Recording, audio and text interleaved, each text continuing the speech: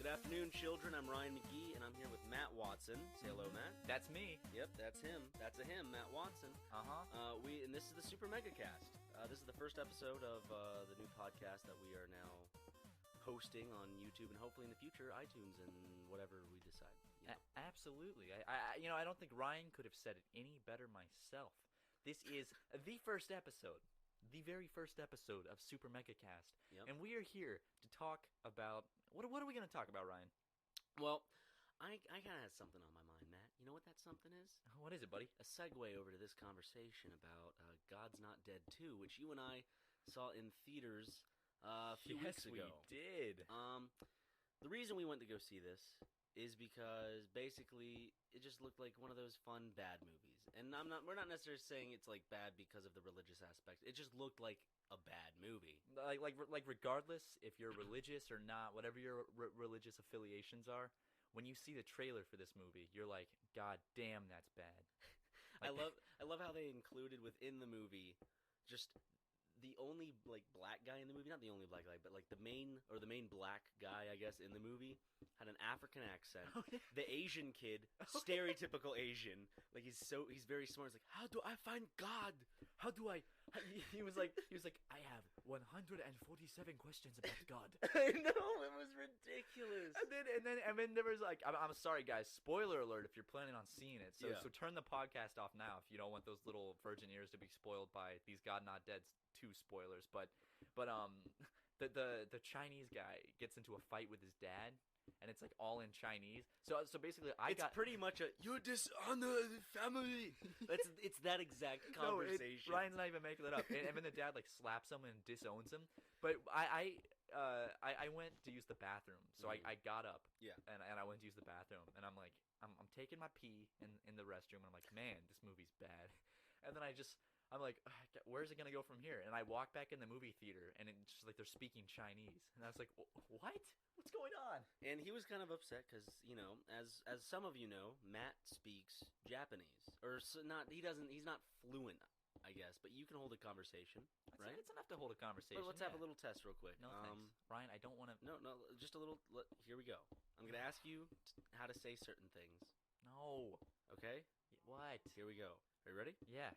This is the first one. Where's the bathroom? トイレはどこですか? Okay. Second one, ready? There's going to be 3. Second one, okay? Please pass the juice. Dude, I don't know how to fucking say. I mean, isn't that something they teach you in every language? Where's the library? Where's the bathroom? Please pass the juice. When you crack open the Japanese textbook, the first chapter, it's like, where's the bathroom? Please pass the juice. Juice onegai shimasu.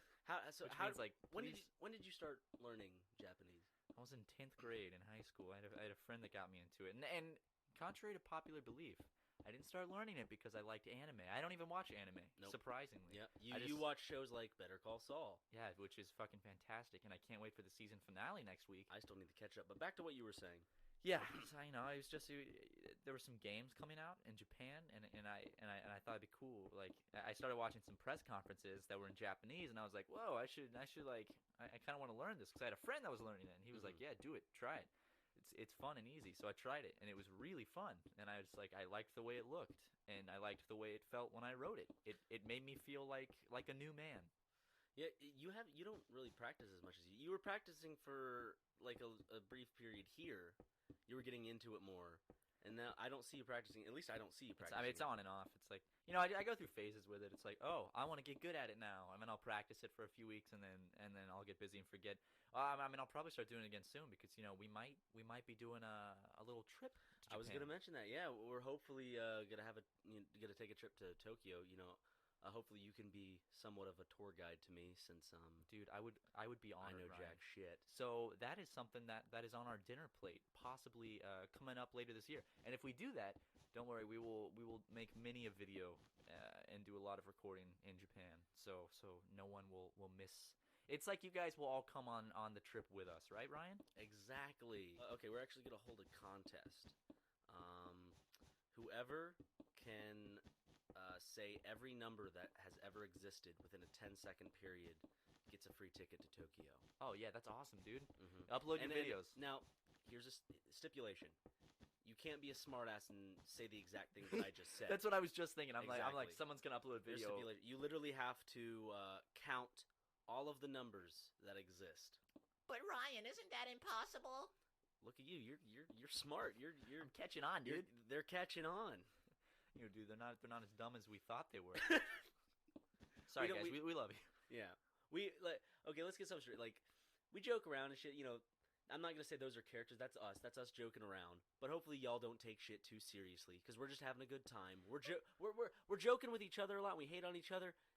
We joke with you guys. We fuck with you guys. You can fuck with us if you want. Exactly. Even though sometimes it's just go to bed, and I don't understand that one. I don't understand, Ryan. Yeah, so like, we're grown adults. A lot of people have our Twitter notifications on.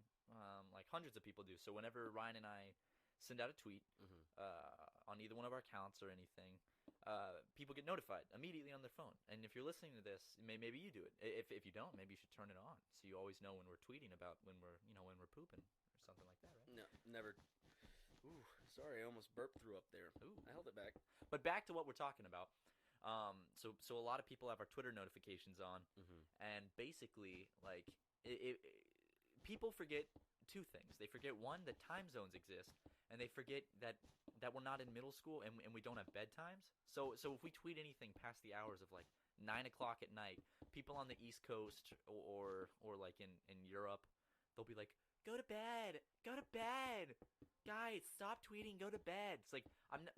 But the more we complain about it, the more it's gonna happen. Yeah, I didn't think about that. Just like in a Let's Play we did recently, I think it was was it the Mario Maker one where it's like ship us? And that's a joke, and people are like they're on. It's like they're on to us. It's like you guys don't understand. We see Matt it all. Matt and I. I said me and I. Me and I. We're the same person according to the shippers. We are. But like Matt and I, we've read every comment on this channel. Yeah, everyone posted so far. We have read it. Yeah, and we're probably going to continue doing that too. And we see a lot of the stuff on Instagram and Twitter, and we've recently actually started checking Tumblr a lot, so we see a lot of shit. If you're like, oh, they've never seen this, and it only has like a note or no notes, we've probably seen it. Fucking Yeah. seen it. And I mean, do you even want to address this whole ship thing? No. I mean, I don't want to burst anybody's bubble, but we do it to fuck with you guys. Like when we like kiss in videos and stuff, like and hold hands in videos. It's like this will be really fun to fuck with them because they're gonna take it so seriously. Yeah, and it's like the thing is, you learn that a kiss is just a kiss.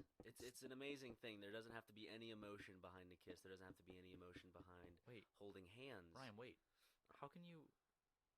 But are you telling me you can go through life and you can kiss another human being and not feel any emotion? Yeah, much like your dad. What? Ryan, what the fuck? Yeah, but like in all seriousness, no, there will never be.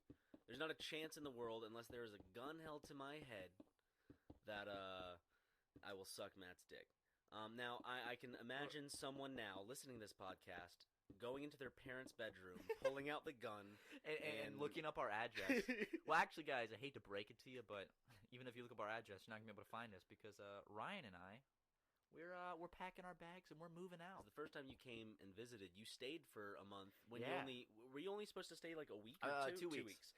Yeah, it was 2 weeks, and that went by pretty fast. And we also wanted to do Blonde Boys. That's when we shot Blonde Boys. Yeah, you can. If you're wondering like what we're talking about, there's going to be links in the description below of all the things that we've mentioned here. So if you want to check out Blonde Boys, it's there. But that's the music video we're talking about right now. So we went to Vegas to shoot that. We just were like, let's just fucking do it. Let's go to Vegas. We were just in the car, and we're like, guys, what if we just shoot this video in Vegas? And it was like, ha ha ha. But it was really only for Jerome's part. I mean, there was some footage of like all the Blonde Boys, but really it was only for Jerome. Because we each character had a setting. Yours, Ethan's character, your character was like Hollywood. My character had Venice Beach. Yeah, like Santa Monica. Yeah. And then Daniel's character Jerome. Yeah, it was Vegas. Yep, because he's just kind of a slimy little bastard. Just a weird, just a grown man that hangs out with these younger boys. But he hates being called dad. But yeah, but the thing is, he's not like a pedophile. Well, I mean, it's up for debate, but it's like he's just misunderstood because he didn't have friends as a kid, so he just wants to be accepted. So there's these two boys, and he's trying to turn them into what he wants them to be by dyeing their hair blonde and just it's a really weird concept when you think about it. It's fucked up. It's very fucked up. Yeah, but it's funny. Yeah, it's funny. Here's the thing. I made a statement recently, just about comedy in general. And I was watching Louis C.K. and I came to this. You came, dude? Yeah, I came to Louis C.K. I came to this conclusion though while watching Louis C.K. and I saw that he didn't really have a bias. I mean, he does in his content, but he'll attack anything. He'll mention anything really. And I feel like in comedy we need people like that because we need people who don't take either side. We need people who will make fun of anything because if we're not allowed to make fun of something, then let's just use terrorism as an example. Some people don't feel like it's right to make fun of terrorism because it's like, oh, it's giving them attention. It's like, no, you don't want to be fearful of them. Right? It's delegitimate.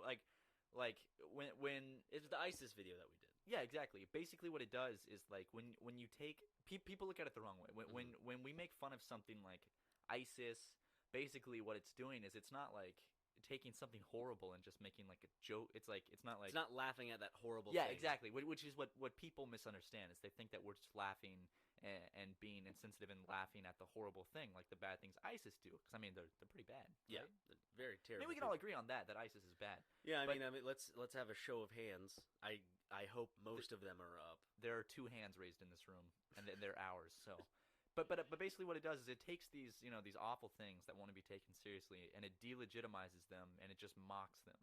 So that that's why we make fun of like things like ISIS and go to the extreme with it because they deserve to be made fun of. Mm-hmm. It's like they don't get a free pass just because they scare people. Yeah, and then like other serious like topics like in Tumblr and all this other stuff. It's just some of it's just for like a fun kind of like nudge, like a haha, like you joke with your friend, like if your friend, if your friend has acne and you point it out like a wink and a nudge way, it's not like you don't do it in a mean way. There's a way to go about it where it's like, oh, dude, looking nice. Like, oh, thanks. I just got it today. Like if we're making fun of something, like it's either gonna be satire, or just kind of like a wink and a nudge, and just kind of like we're just fucking with you, like because we fuck with each other all the time. There's really no limit. I believe in comedy. I don't feel like there should be a limit. If there is, that's unfortunate because that's censorship. Parents are always a fun thing to talk about. I love my parents. I love my parents so much. I would hope so. Guy, I fucking hate my parents, guys. I mean, a lot of, like... Do you remember, did you ever have that stage in high school where you're like, fuck my parents? Yeah, like to an extent. Like I would fight with my parents a lot. And so sometimes in high school, I mean, it was mainly my sister fought with my parents. I was always pretty good with my parents. Who would you say is the favorite child? Oh, jeez, Ryan. Well, okay. I mean, I'm more successful than my sister. But God. But my sister is more adult and professional than me. She's also older than you. Of course, she's more of an adult. It's like yeah. Maybe I'm more successful than my sister in ways, but I mean, like I don't know. Objectively, just okay. Well, yeah, I'm more famous than my sister, but my sister works she's a hardworking American who lives in Texas and works at a bank, and I think my parents respect that, and then. Because it's like then they see me and it's like, oh yeah, he's successful too, but what does he do? He makes dick jokes on the internet. He kisses his best friend. he pretends to have sex with his best friend on camera, and then thousands of people watch it and go ha ha ha ha ha. So it's like, which child is better? Yeah. It's like, I mean, which one, Matt? It's like which one's better? They're glad we're both getting out there and doing something. Neither of us are like deadbeats, I mean, my sister's getting married, so they're happy. Like, give your parents a gun. They have to choose, or else you both die. Who are they shooting? Ryan, why are you asking me these like that? Like, would you sit down with your mom and dad and just be like, all right, I want to know which one of you loves me more, and they'll be like, we love you equally, honey. Well, I'm an only child, so it's like it doesn't really like. This situation that I'm providing you doesn't really apply to me. Well, maybe they love me more than you. My parents? Yeah. My parents love you more than me? Cecile? I know Cecile loves me, dude. Dude, she loves you so much. Dude, I know Cecile wants to get all up in this business. In it to win it. That's Cecile's motto when it comes to you. Winner, winner, chicken dinner. Nice. Do you remember that commercial? No. I mean, it's not like an old commercial. It's fairly recent, within the past like 5 years. But it was, I think it was Dude, why am I forgetting the name of them? Are you blanking out? TV right now? dinners. Okay. Kid Cuisine. Okay, yeah. It was for Kid Cuisine, and basically they did like a sweepstakes where you could win like in every few Kid Cuisines you could win, and the prize was it was just a chicken dinner, like a Kid Cuisine like chicken dinner, like of all the prizes. Because I remember when I was a kid, the prizes were like, it's like win a trip to Disneyland and like get this cool water gun, and when it's like get a chicken dinner. Get a nice chicken dinner with your Uncle Ben before he gets shot. What? What? What are you talking about? Spider-Man, dude. Oh, I didn't make that connection. I'm like, Ryan, what? Neither did everyone else before I said Spider-Man, and then there's gonna be the people in the comments that are like, I totally got it before. Ooh. Great job, dude. You get a fucking trophy. Give him the award. Do I get like what does the Spider-Man trophy look like? It's a box of Uncle Ben's rice with a bullet in it. Oh God, that's evil, Ryan. I'm not saying he didn't deserve what he got, but Uncle Ben? Yeah, dude. How did Uncle Ben deserve to get shot? He's a fucking asshole. He was just driving his little nephew to a fucking wrestling match. Is that really what was happening?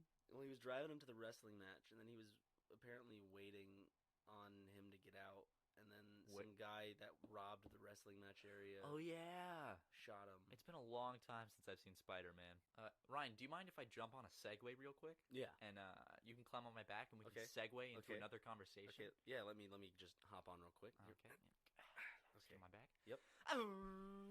Dude, you think like anyone in the world has just a pimped out Segway, like monster truck tires on it? Oh yeah.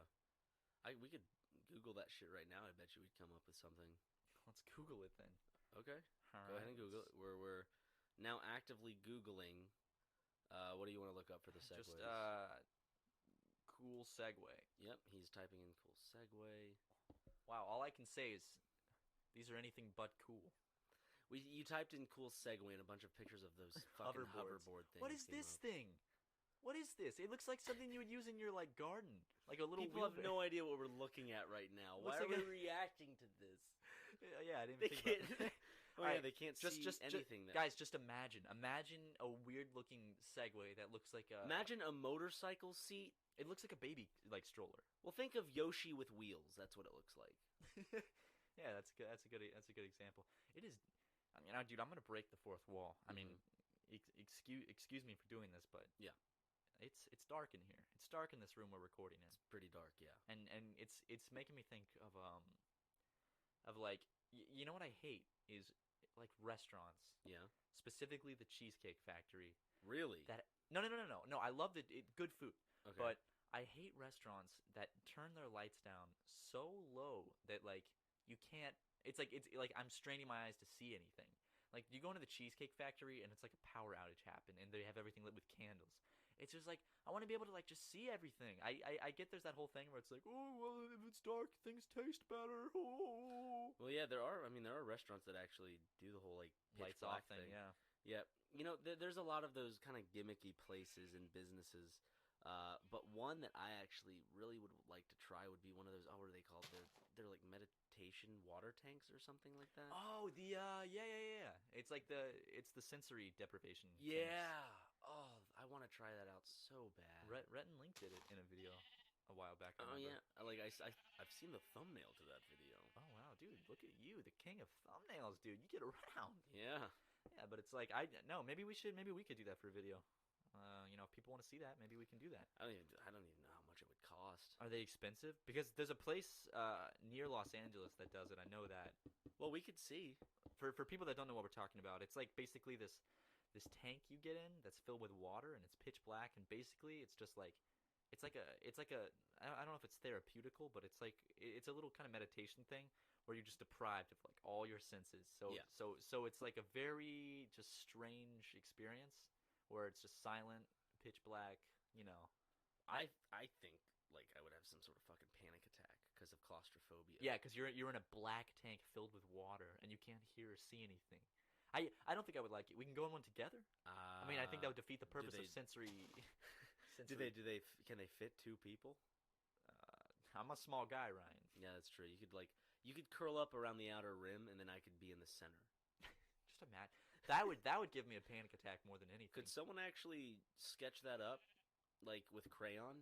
Oh God, it's gonna be a shipper that's gonna do it too, and we're gonna be naked or some shit. I mean, not that there's anything wrong with draw my cock in Matt's mouth. Don't do that, please. Draw. Just telling people to draw shit, just like weird, because someone out there is gonna do it. Someone probably. Someone is out that there. Abuse of our not power, but is that abuse of our position in life? Of our persuasion over people's minds? No, I don't think so. Are we fucking Chris Angel now? Mind freak? We're gonna mind freak people? Dude, I just got mind freaked. We saw Chris Angel pitter-pattering away from today. His little magic trick. Yeah, we saw this dude, we were down in Hollywood, and we saw this dude just like running down the sidewalk, and he looked just like Chris Angel, and he had like the full get up and everything. And I told Ryan, I'm like, yeah, he probably just did like a little smoke bomb to disappear, and then just quickly had to run away. So like by the time the smoke dissipated, he was just gone. Like, how did he do it? But he's just like half a mile down the sidewalk, out of breath, just. Now you see me, now you don't. Mind freak. You remember that? Did you ever watch the show? Chris Angel Mind Freak. Yeah, I did. I was actually entertained by it. I'm Chris Angel. Pain is how I know I'm alive. Like he said that in the intro to the show. He would say something like, he was like, pain is living, and pain is how I know I'm alive. So that's why he would like hang meat hooks through his skin and then like dangle from a helicopter and fly over the desert and shit. That sounds like Jackass. But just a one depressed, sadistic man who dates Playboy models. Does he? He did. I thought he dated one. Dude, I don't know. Like, I hope if that's not true, then I'm just making shit up, and I apologize. Hey man, you're helping our boy Chris out, dude. Making him look better than he is. Like, people will be like, "Damn, dude, Chris Angel's got it, dude. He's freaking those mind freaks." He's gonna wind up listening to this podcast somehow. I don't know how. And be like, "Hey, that's me. That's me. Hey, I'm the mind freak." Yes, that's me, the mind freak. They're talking about me. And that was me they saw in Hollywood. And they were exactly right about what was going on. I was running away from a smoke magic trick.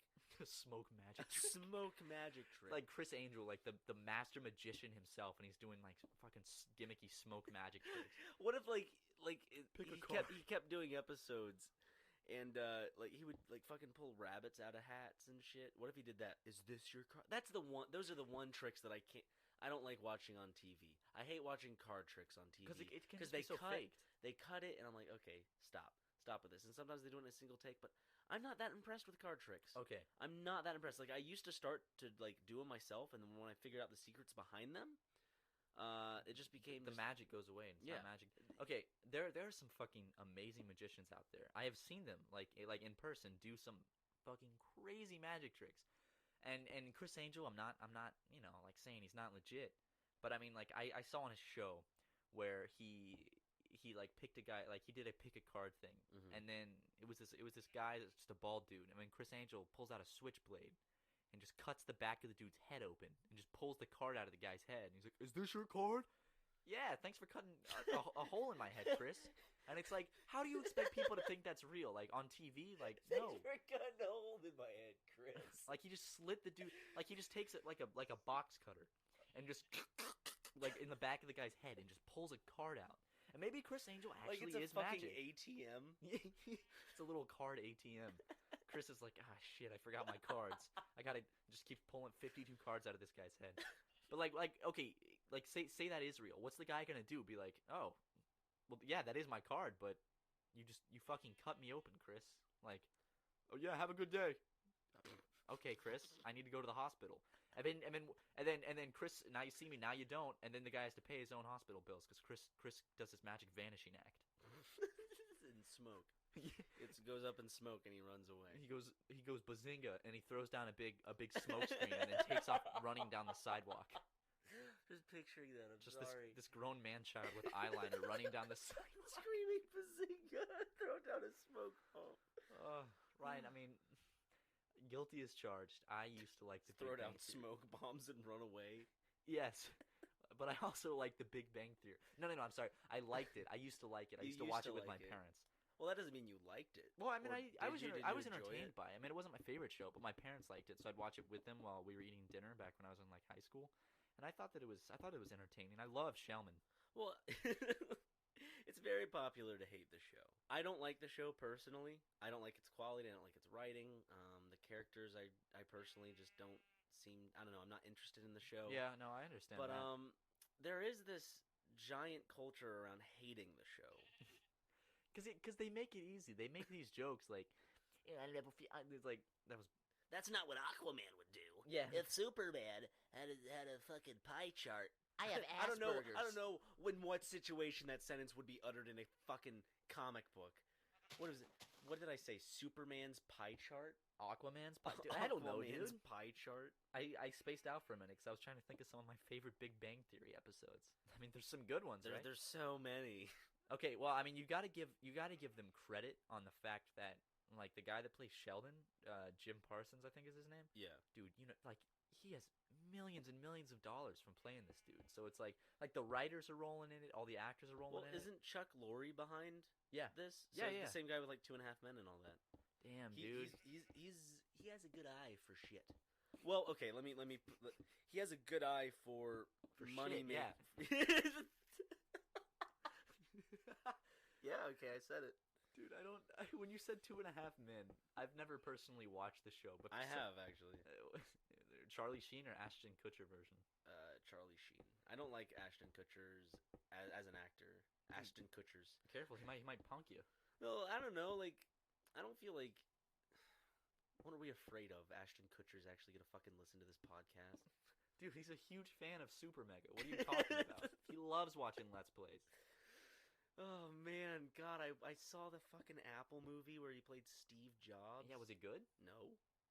Did you know? Did you see how like 5 Steve Jobs movies came out within like 1 year? Just 2, or maybe 3. I think Man, there was stop. a documentary made as well. You're making me sound like I'm lying. I'm sorry.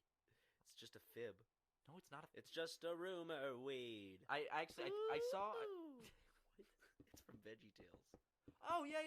I'm the rumor weed. The fib yes, from outer space. Yes, it's true. That's a good. I miss VeggieTales. That was a good show. I watched it as a kid. Yeah, I feel like it went downhill once they took the Christian aspect out of the. Did stuff. they? I didn't even know they did that. Yeah, because it got bought out, I think, by someone else. I can't remember who. And they changed it instead of a Christian show. It was like more of just a moral show. Yeah. And of course the styles changed and everything. But VeggieTales I really liked. You know, regardless of my beliefs now and how different they are from when I was young. What, do you not believe in vegetables? I was in Men's Warehouse the other day getting fitted for a tux, and the guy fitting me was this like stout little dude, looked like a pug kind of, and like him and I are hitting it off. Sure, it wasn't actually a pug Fuck that you were dude. just talking to. It might have been that you were just talking to, putting on a suit. I might have been on one of my crack splurges, and I was just back to what I was saying.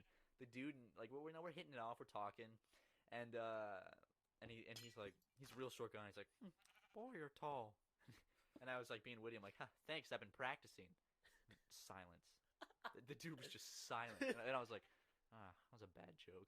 And like, he just didn't say. Was there another else. opportunity for you to make another joke? No, from then on, I was just like, yeah, thanks. Okay, yeah.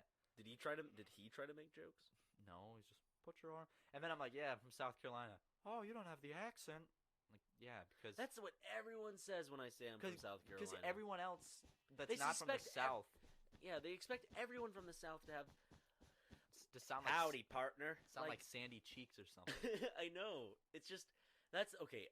I notice it big in like Hollywood movies when they go to the South and people have like there are people with Southern accents, but it's important to realize that not everyone in the South has a Southern accent. Like most people that went to my high school in Irmo, South Carolina, did not have a Southern accent. Actually, well, I'm from Charleston, which is like kind of like the city beach town. That's where of Charleston. slaves were sold. That's different. Well, I mean, like, all I'm saying is like very few people in Charleston have Southern accents. In fact, at my high school, there was only one girl who had a Southern accent, and she looked like a raccoon. And if that girl is listening to this, I apologize. You know who you are. I am so sorry. Or you were on another one of your fucking sprees, and you never went to school and just hung out in the woods and just with a raccoon. Just talked with a raccoon with a Southern accent. Do you want to do some crack? Would you ever be down to try that with me? No. Why? I'm not interested in that drug. Why are you not interested in that drug? Ryan, try it once. No. Do a little crack rock, buddy. Crack rock, crack rock. You know who that is? That's Frank Ocean. Frank Underwood. Well, let's part ways from this and let's talk about the future of Super Mega and of this podcast. Well, we haven't even really discussed Super Mega at all, honestly. Yeah, we've just been rambling about random shit. What was our launch day? Tuesday, the 12th, and we're recording this on Wednesday, the 13th. Yeah, so we had a very successful launch day. Like, we may not be getting hundreds of thousands of views, but we do have almost 15,000 subscribers as of recording this podcast. If not, we have maybe crossed the line already. Mm-hmm. People. There's a big positive wave that came with the people that watch the videos. Absolutely. Like, we were not expecting a launch that big. Yeah. Like, we were honestly expecting, like, just get, like, max out at, like, 4,000 subs. A couple hundred views. Yeah, just the first day. But we were shocked by how fast it kind of picked up. And also just by how well received our content was. And we, everyone listening to this, we just want to thank you so much for giving us such a positive, good launch. And thank you so much for supporting us. Oh, yeah, definitely. Like, seriously, this is the second channel that I have personally been a part of creating. And just I'm personally proud of it, and just having fun with you and just relaxing. It's like I see another side of YouTube. Like, there's the side of YouTube that you and I have of, like, that creative, kind of passionate thing that we do with kids with problems, where we're creating sketch comedy. And there's a difference between, I guess, I don't know, playing video games isn't my, passion.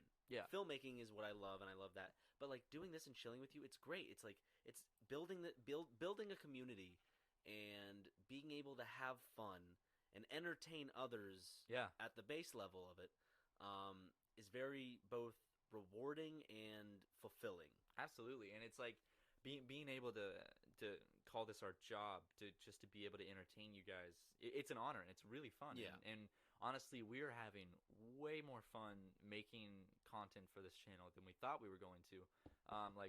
We always thought it was going to be fun, but I don't know if I can speak for Ryan, but I've been having a blast working on Super Mega and making everything. Yeah, we have so much more in store for you Oh guys. my You have God. no idea. There's a movie review series that's in the works. We're just trying to figure out, like, intros and all that. Like, we're trying to make this good. We're trying to make good quality content for you. Sounded like I was about to cry. Sorry, I was burp throw up. You need a tissue? Yeah, dude. The whole time we've been talking, I've been on the edge of like I have heartburn right now, and I'm just like. Because we just ate pizza and it's trying to come up a little bit. Pizza and Gatorade. But, like children. What was I saying? About creating quality content. Yeah, it's like we want to make sure we're creating good quality content. This isn't just a dump channel, I guess, for us. We didn't want this to be a dump channel. We came together and we, that was in the discussions at first. What if we just had a channel where we could dump anything on? And then as we started making the content for this, for Super Mega, we realized that, providing this quality content, it's both fun, and it's just something that we love having our names under, and we hope that you guys enjoy the content that we provide you with, and we hope that we can continue to entertain you. And we love reading the comments. As we said in the beginning, we have read every single comment, every single one. We're not going to respond to everyone, we're not going to like everyone, but we read it. Yes. And some of you guys are ridiculously funny. And some of you are mean as fuck and make our hearts hurt. And also, we have so much stuff planned for this channel. We have so many game series. We're gonna play games that you guys really want to see us play. So, if there's games you want to see us play, put it in the comments. Tweet it at us, that kind of stuff, because we're bound to see it. And, give us, seriously, even in this podcast, in the comment section down below, put in game suggestions for the channel. And in regards to that, no, we will not do a face cam for a regular Let's Plays. We've seen that comment a lot. Let's just put the final nail in the coffin on this one. Basically, we prefer, our personal preferences, we like not using a webcam. It's just chilling with you and don't have to worry about the webcam. And the thing about the webcam is we want to use it sparingly. Like, we will use video games and stuff. Like, with horror games, you can bet your ass there will be a webcam. We just want to make sure that when we use a webcam, it's there for a purpose, because the webcam's there for us to react to stuff and for, to create a different type of video than what we're already providing you. And I think horror games, they'll feel different than the normal Let's Plays that we put on this channel. Yeah, because we will use a webcam, like Ryan says, and we're gonna make it nice so you can see our faces, our little reactions, and also. On the topic of webcams, we will also be doing streams every month. Yes. Once we get situated in our new place and stuff, we're going to set up a nice little set, and we're going to frequently be streaming on YouTube. Yeah, not going to say how frequently. You know, we're still in the planning stages of this channel, but streaming will definitely become a regular thing. Where we'll hang out with you guys and just stream, have a good time, and then after each stream, maybe make a little like stream highlight compilation, so, like, throw it on the channel. The people that couldn't show up can see the highlights. This is just an idea. This is what we're thinking. You can leave what your thoughts are about this idea, but we're thinking like after a stream, we're not going to make it the whole thing public. So the people who showed up, they're the only ones that get to see the whole unedited stream. Right. So you got to come to the stream to see it. But if you missed the stream, there will be a highlights video of the highlights from that stream. We're in execution, and we're just trying to make a channel and make a community that we're proud of, and hopefully that you will become proud of. If you are already not proud of.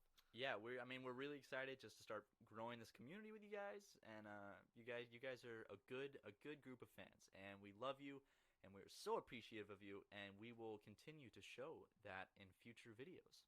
So, Ryan, I think this is a good note to end the first podcast of our weekly podcast series. What do you think? I couldn't agree less with you.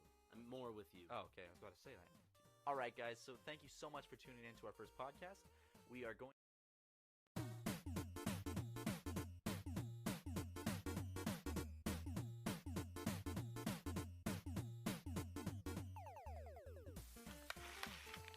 Damn, that's a good Capri Sun.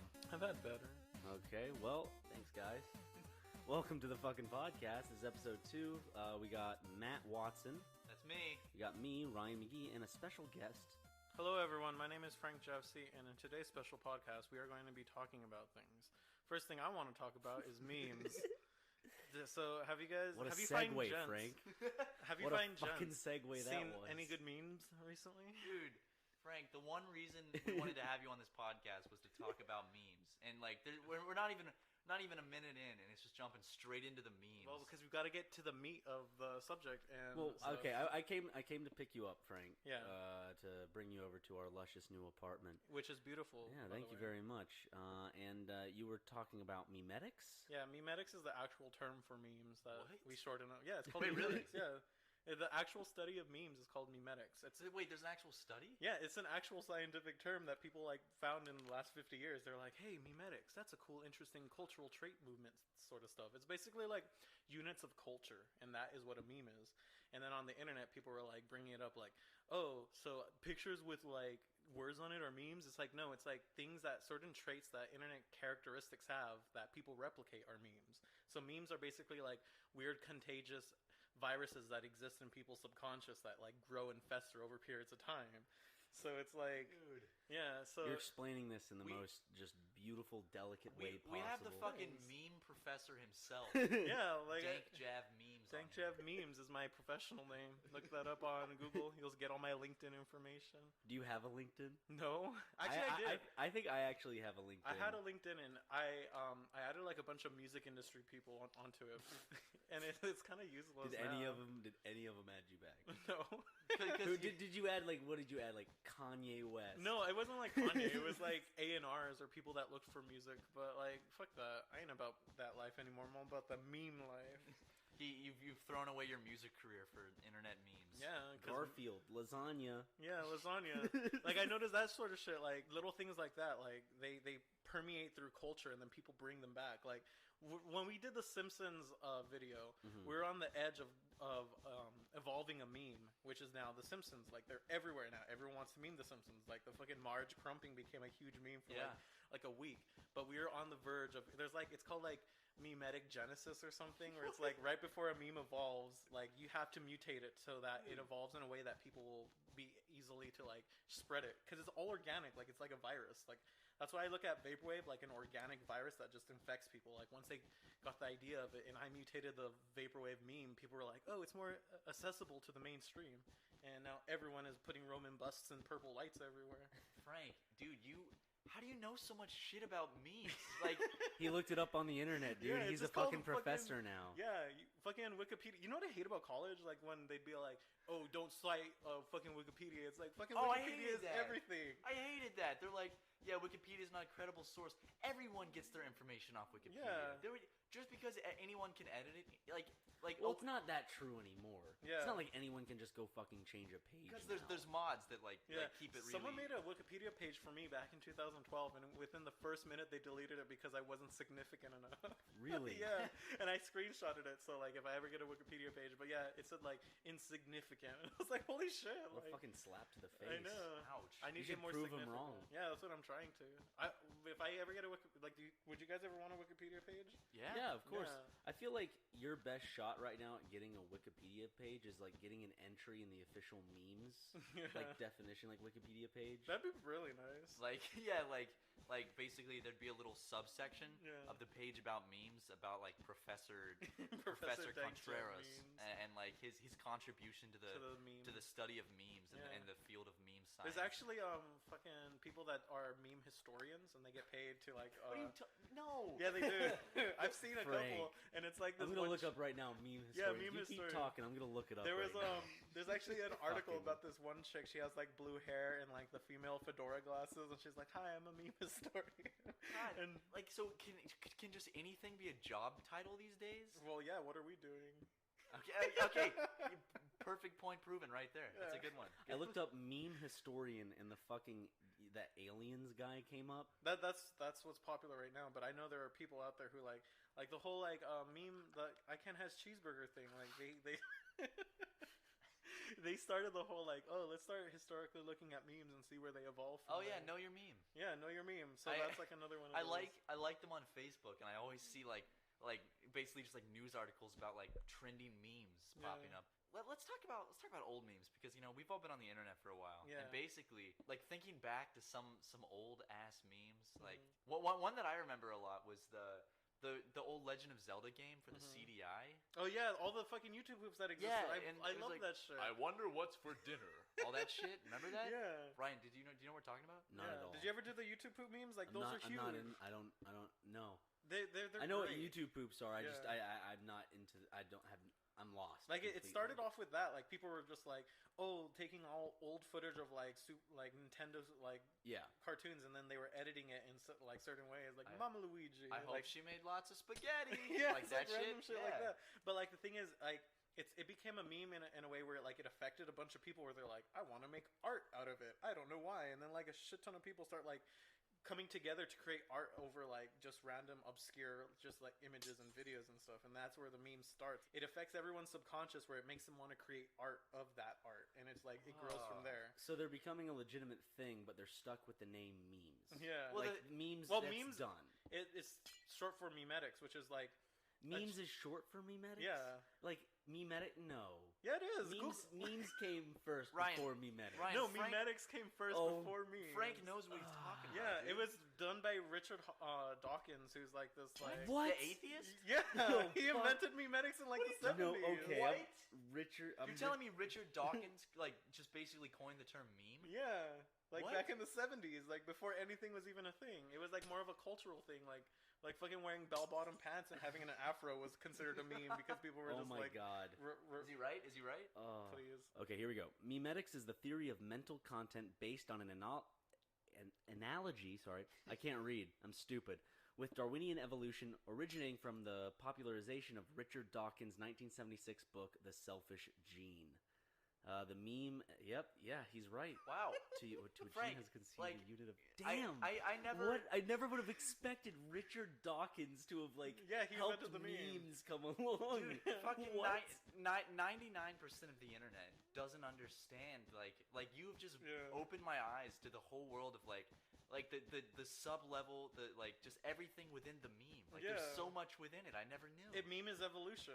To meme is to evolve. Like I think it's really strange. To like that. meme is to evolve. Yeah, because like There's a quote. yeah, quote me on that, and then there'll be a picture of my face with like fucking. To meme is to evolve. Yeah. Frank Create Johnson. like your fucking like Vine compilations with that quote with sad music.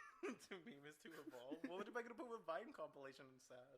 Because Vine memes thrive on Vine. Yeah, Vines are another form of that whole like Got genetic stuff. Yeah, like stuff like that.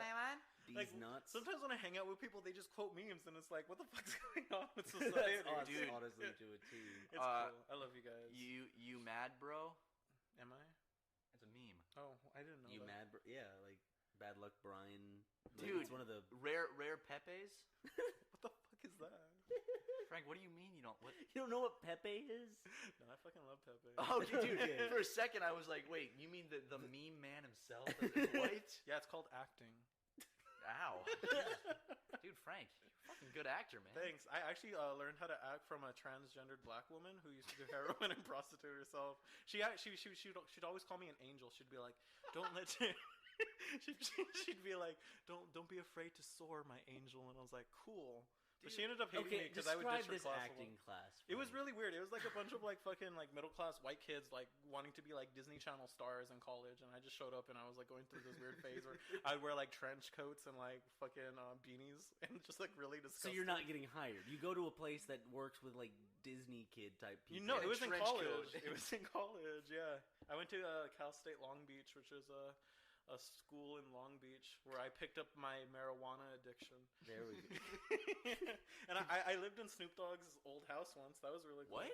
No, I thought it was because like my friends when they moved into their apartment, someone like painted on the wall Snoop Dogg lived here, and we were like, See, what the fuck? Frank, that's smart because now people are only going to remember. Frank, Snoop Dogg's house. He used to live in that, and that's the only thing they're going to remember. They're not going to remember that you quickly went, "No, I'm just kidding." It's just It's that gonna one start little this- moment. Although whole I was thing's in gonna- the same neighborhood Sublime was from, and that was really interesting. Sublime with yeah. Rome? Is that something to be proud of? I don't know, because that neighborhood was shitty. It was so scary. Like I never went Dude, outside. Sublime has like 2 good songs, and the rest are just absolute shit. Yeah, I fucking hate that. Well, I hate their new stuff, but their old stuff was pretty good. Like when I get onto God, my ska phase. Fucking take them off the burner You know what real I quick. hate? What did they do to you? 311. What about 311? What did 311? Sublime do to you?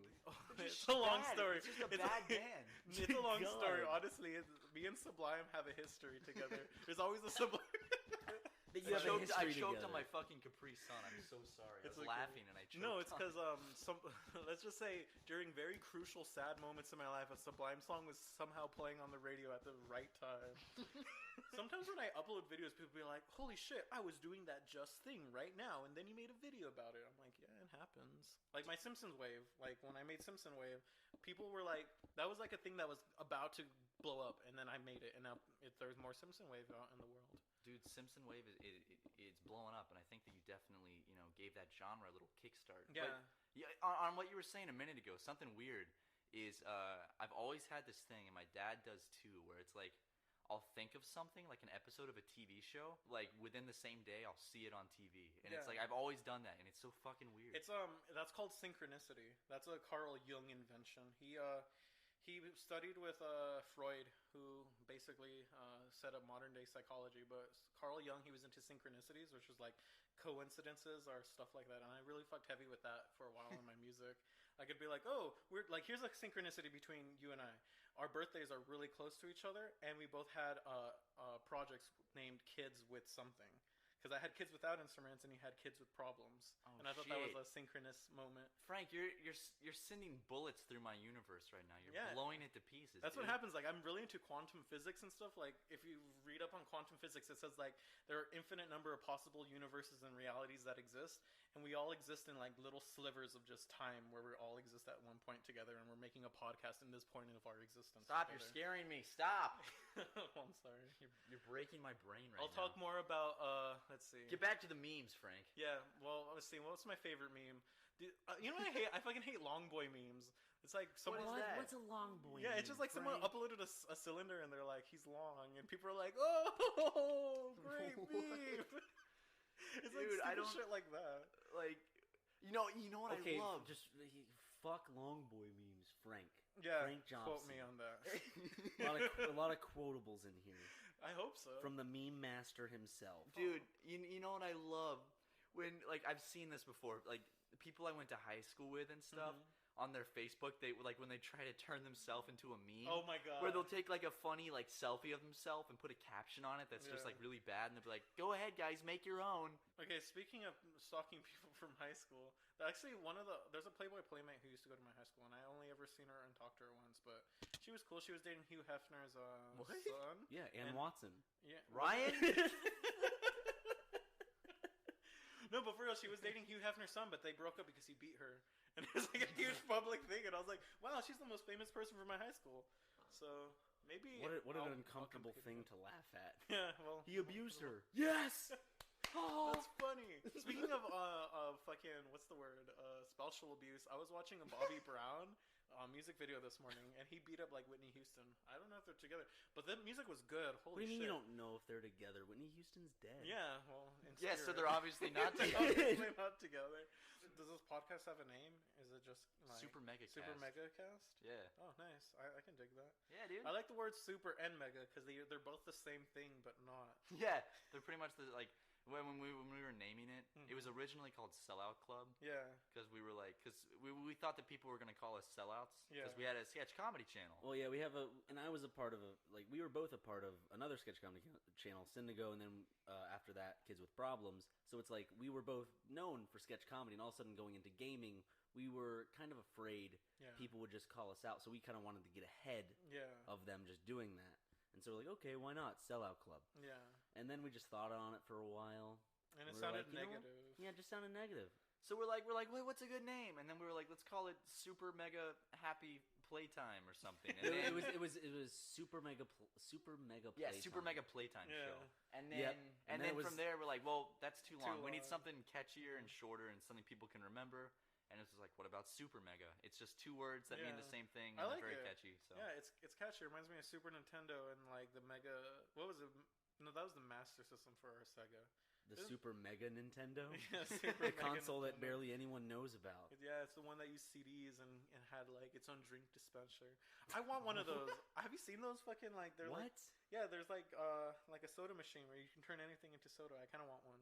oh, the Soda Stream. Yeah, or something like that. I'd be down for So making everything pretty much soda. it just puts carbonated Yeah, water it just- into... No, what it does is it's a little thing that you put like a drink in and it carbonates it. So you can put like juice in and it carbonates it or water. Yeah, Mhm. I And had then this really weird phase where I wanted to blend a bunch of foods together and make like my own smoothie shop, but it'd be like meat and stuff, like spaghetti. Like I don't think blended people. spaghetti. I don't think people Put would some buy carbonated in there, make spaghetti soda, sell it to people. So you'd make a Jamba Juice, but that only serves ground up spaghetti and meatballs. Yeah, or like cheeseburger or Stop. nachos. that. Frank, I appreciate your ingenuity Yeah. and Thanks. your creativity, but I don't think that idea would take off the ground. Whoa, wait. Sorry, I was burping. Mm-hmm. My dad met a homeless man in a tent in northern. What?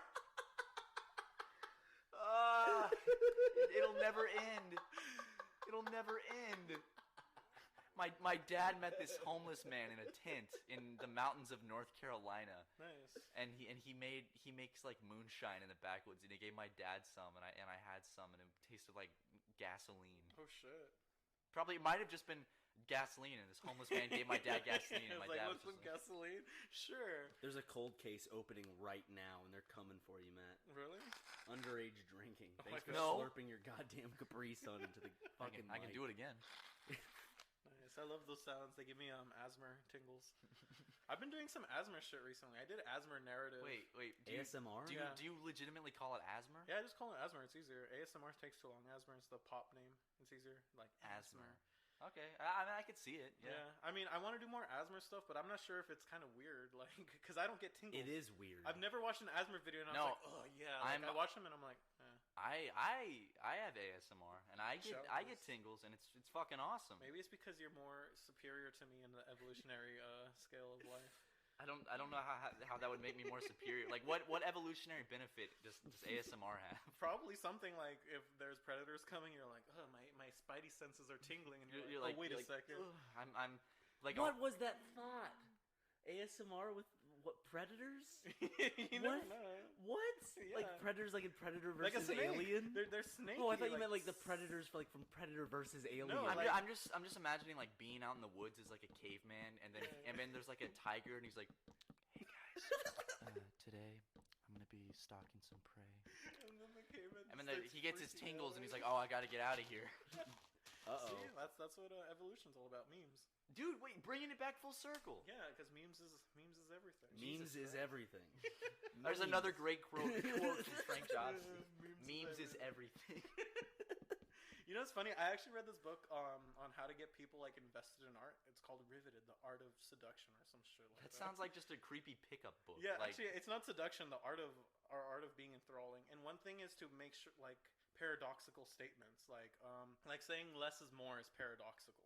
So it like when people are like, "What? How could less mean more?" Like those are the quotes that stand out. Like anything you could put on a fridge is somehow like relatable in like this weird like artsy way. Like if I have like a sticky note on the fridge that says butter, milk, eggs, like things I need to buy. I mean that's the list, but I'm talking about like things to get people like invested into like your art. A shopping list, Matt. One time, my friend he had what's it called? He had what's the AIDS? thing? No, one of the other one. He Hail. had what the fuck is it called? Where you like jumble up letters. Dyslexia? Yeah, he was dyslexic. Frank, you're sitting here like telling us about all this like super crazy smart science stuff, and then you're like, what's that thing where you mix up letters? Well, I don't fucking know. Well, he was dyslexic, and I remember one time. Dyslexia? He wrote. He mixes up his dice? Yeah, he wrote on my refrigerator "cup of noodles," and I was like, "What the fuck?" Cup of noodles. Sure, it's not just some homeless guy that started just crashing Yeah. at your place. Just, It's like, oh, he technically was. you're He just smelled like, one. just put Holy whatever you shit. want up on the fridge. Cup of noodles.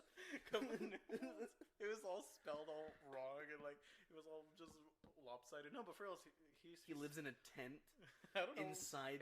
It's the same guy who gave my dad the moonshine. You never know. It could be. He exists everywhere. Don't you guys know a homeless guy? That's cool. Yeah, let's talk Dirk. about him, Talk Ryan. about Dirk. Dirk, my Yeah, man, I wanna meet Dirk. Dirk one day. Dude, we'll take Usually- you out to meet Dirk. Usually chilling out at the Silver Lake McDonald's. Yeah. So Dirk. So let me give some background. So Dirk is a homeless man that Ryan and I have been encountering since like mid-August 2015. So the Silver Lake area of Los Angeles has a lot of homeless people, And a there's- lot of hipsters. Well, most of the Los Angeles area has homeless people. Yeah. that's true. All But of Los Angeles, there's no home. There's Just hell on earth. Los Angeles is just one another big. quote from Frank, guys. We're on a roll today. Thanks. That's all I do is speak quotes. So basically, Dirk is this guy that Not his real name, actually. no, but it's just the name we We gave don't him. know his real name. I was in the drive-through at McDonald's, and basically he used to sit outside McDonald's. Now he's a very scary-looking man. He looks like Does he have that like those eyes? Because you can tell someone's crazy. yeah. by their eyes. He definitely has those eyes, and he has very frayed look about him. Yeah. And I had my window down, and I looked over, and he's sitting on the sidewalk, and he looked at me and just went, and just made this creepy sound, and I just drove off. So then, like, from then on, I kept seeing him everywhere around Silver Lake, just, like, walking down the sidewalk and stuff. And I mean, then Ryan and I started seeing him. We started encountering him. You have any stories about him, Ryan? No. Well, just like weird instances, like how we always get updates on his life. Like one time it was raining and he used like one of those like sheet covers to cover himself. And like of course the most recent one he got one of the freshest cuts I've ever seen. Dirk got a fucking bomb ass haircut. Like we just looked one day, we didn't even recognize him. We saw him sitting on the side of the he was sitting on the side of the road and he just had this fucking ballin' like fade and shit. He did. It was a fade, dude. But it was like It was it's a like, really good fade. and what I'm wondering, but like nothing against him. I feel bad for him, but like I'm wondering if like all this time he's been collecting change, it hasn't been for food or cigarettes or Just to get that alcohol. nice It's just been haircut. for that haircut. He just looks good though. Yeah. With that haircut. He's tan as fuck too. Nice. Well, that's what happens. It's when that you live on the outside. it's like It's that all the rage it's these almost days. like, Rage. but like if you go to Santa Monica, you'll notice like not even homeless people, but like if you go down to Santa Monica, you'll see a lot of just kind of like people that Like are beach bronzed bums. as fuck. Yeah. Yeah, that's a good way to describe him. He's bronze. Like he's like a beautiful bronze statue. Statue made out of pennies and it's funny. Like each time I encounter a homeless person in Los Angeles or just like a crazy schizophrenic person in LA, like I'm always thinking like, what if they're like a genie in disguise testing me or some Only sort of you would magical think this. entity, and it's like, what if I do what they tell me to do, maybe they'll give me a wish. Suck this dick, boy. It's like, Oh, okay. Will you touch my penis? Stick that pinky up my toot hole. Dude, Frank, if a homeless person asked you to do that and you genuinely thought they were Thinking a genie, he's a genie. yeah. would you do it? I don't know. It depends on my vibe. He wants his fucking 3 wishes, dude. Of course he's gonna do it. I would wish for so many cool things. What would you guys wish for if you met a genie? What would your 3 wishes be? Oh Jesus! You'd wish for Jesus? That's not. Jesus. It's not one of them. Ryan, he's already here in your life. He's everywhere. Let's see. 3. I don't think I can come up with a solid 3. I don't have the opportunity. Okay, of then just one wish. You get one wish. Or how about we get a bunch of wishes? What would one of the wishes be? Well, yeah. Because it's hard getting one. Because then I just feel okay. Yeah. What would Matt? You started off. Oh, dude, I don't even know. Yeah, it's so hard, right? What would you wish for, Frank? Come back to me. Well, honestly, I have 2 options. Either like 1,000,000 tons of gold in which I can sell to people. Wait. If you had 1,000,000 tons of gold, the value of gold would go so low down. Yeah, that's the paradoxical stuff of wishes. Or to be united consciousness with the entire universe and become my own living god. Oh wow! I think I came up with mine. Mine would be a lifetime of financial stability. Not necessarily rich, but basically just comfortable. Yeah, just comfortable. Therefore, I could go after the things that I want to, like venture off and do the things that I want to, like short films. You and I have been talking. We would like to do short films, put times towards that, and like other just artistic projects that we want to do besides stuff with kids with problems and Super Mega. I just feel like if I was financially stable 100%, like for the rest of my life, and I knew that, then I wouldn't be afraid of trying certain things, filming certain things, going out and doing certain things, just because I knew that I would have that back layer to fall back on if that failed or something. Yeah. I'm not saying that that's stopping me now from doing that stuff. It just makes it a little more difficult to kind of see those come into fruition. Yeah. That's why I invest in gold. That's why I would get a bunch of gold.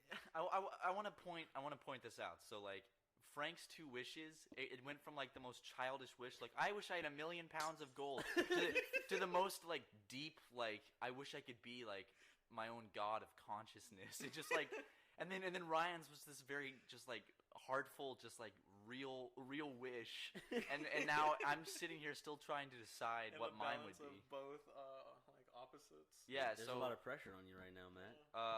I wish that I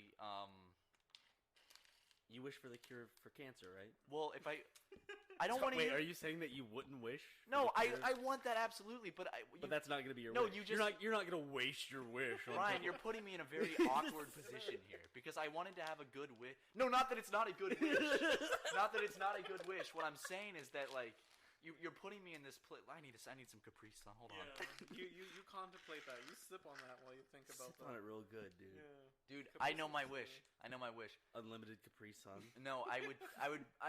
So first, I would have 2 of my bottom ribs would have to be like gone, and then basically I would turn my dick into a flute, and when I blew into it, the noise would come out of my asshole, and I could just like maneuver the balls to make like change the pitch, so I could just blow into my dick like a flute, and it would be really, and I'd be able to sell out shows around the world because people would want to fucking see that. People would pay hundreds and hundreds of dollars for tickets to see a dude go on stage, drop drop his pants, and then put his mouth around his own cock and fiddle with his balls and play beautiful music out of his ass.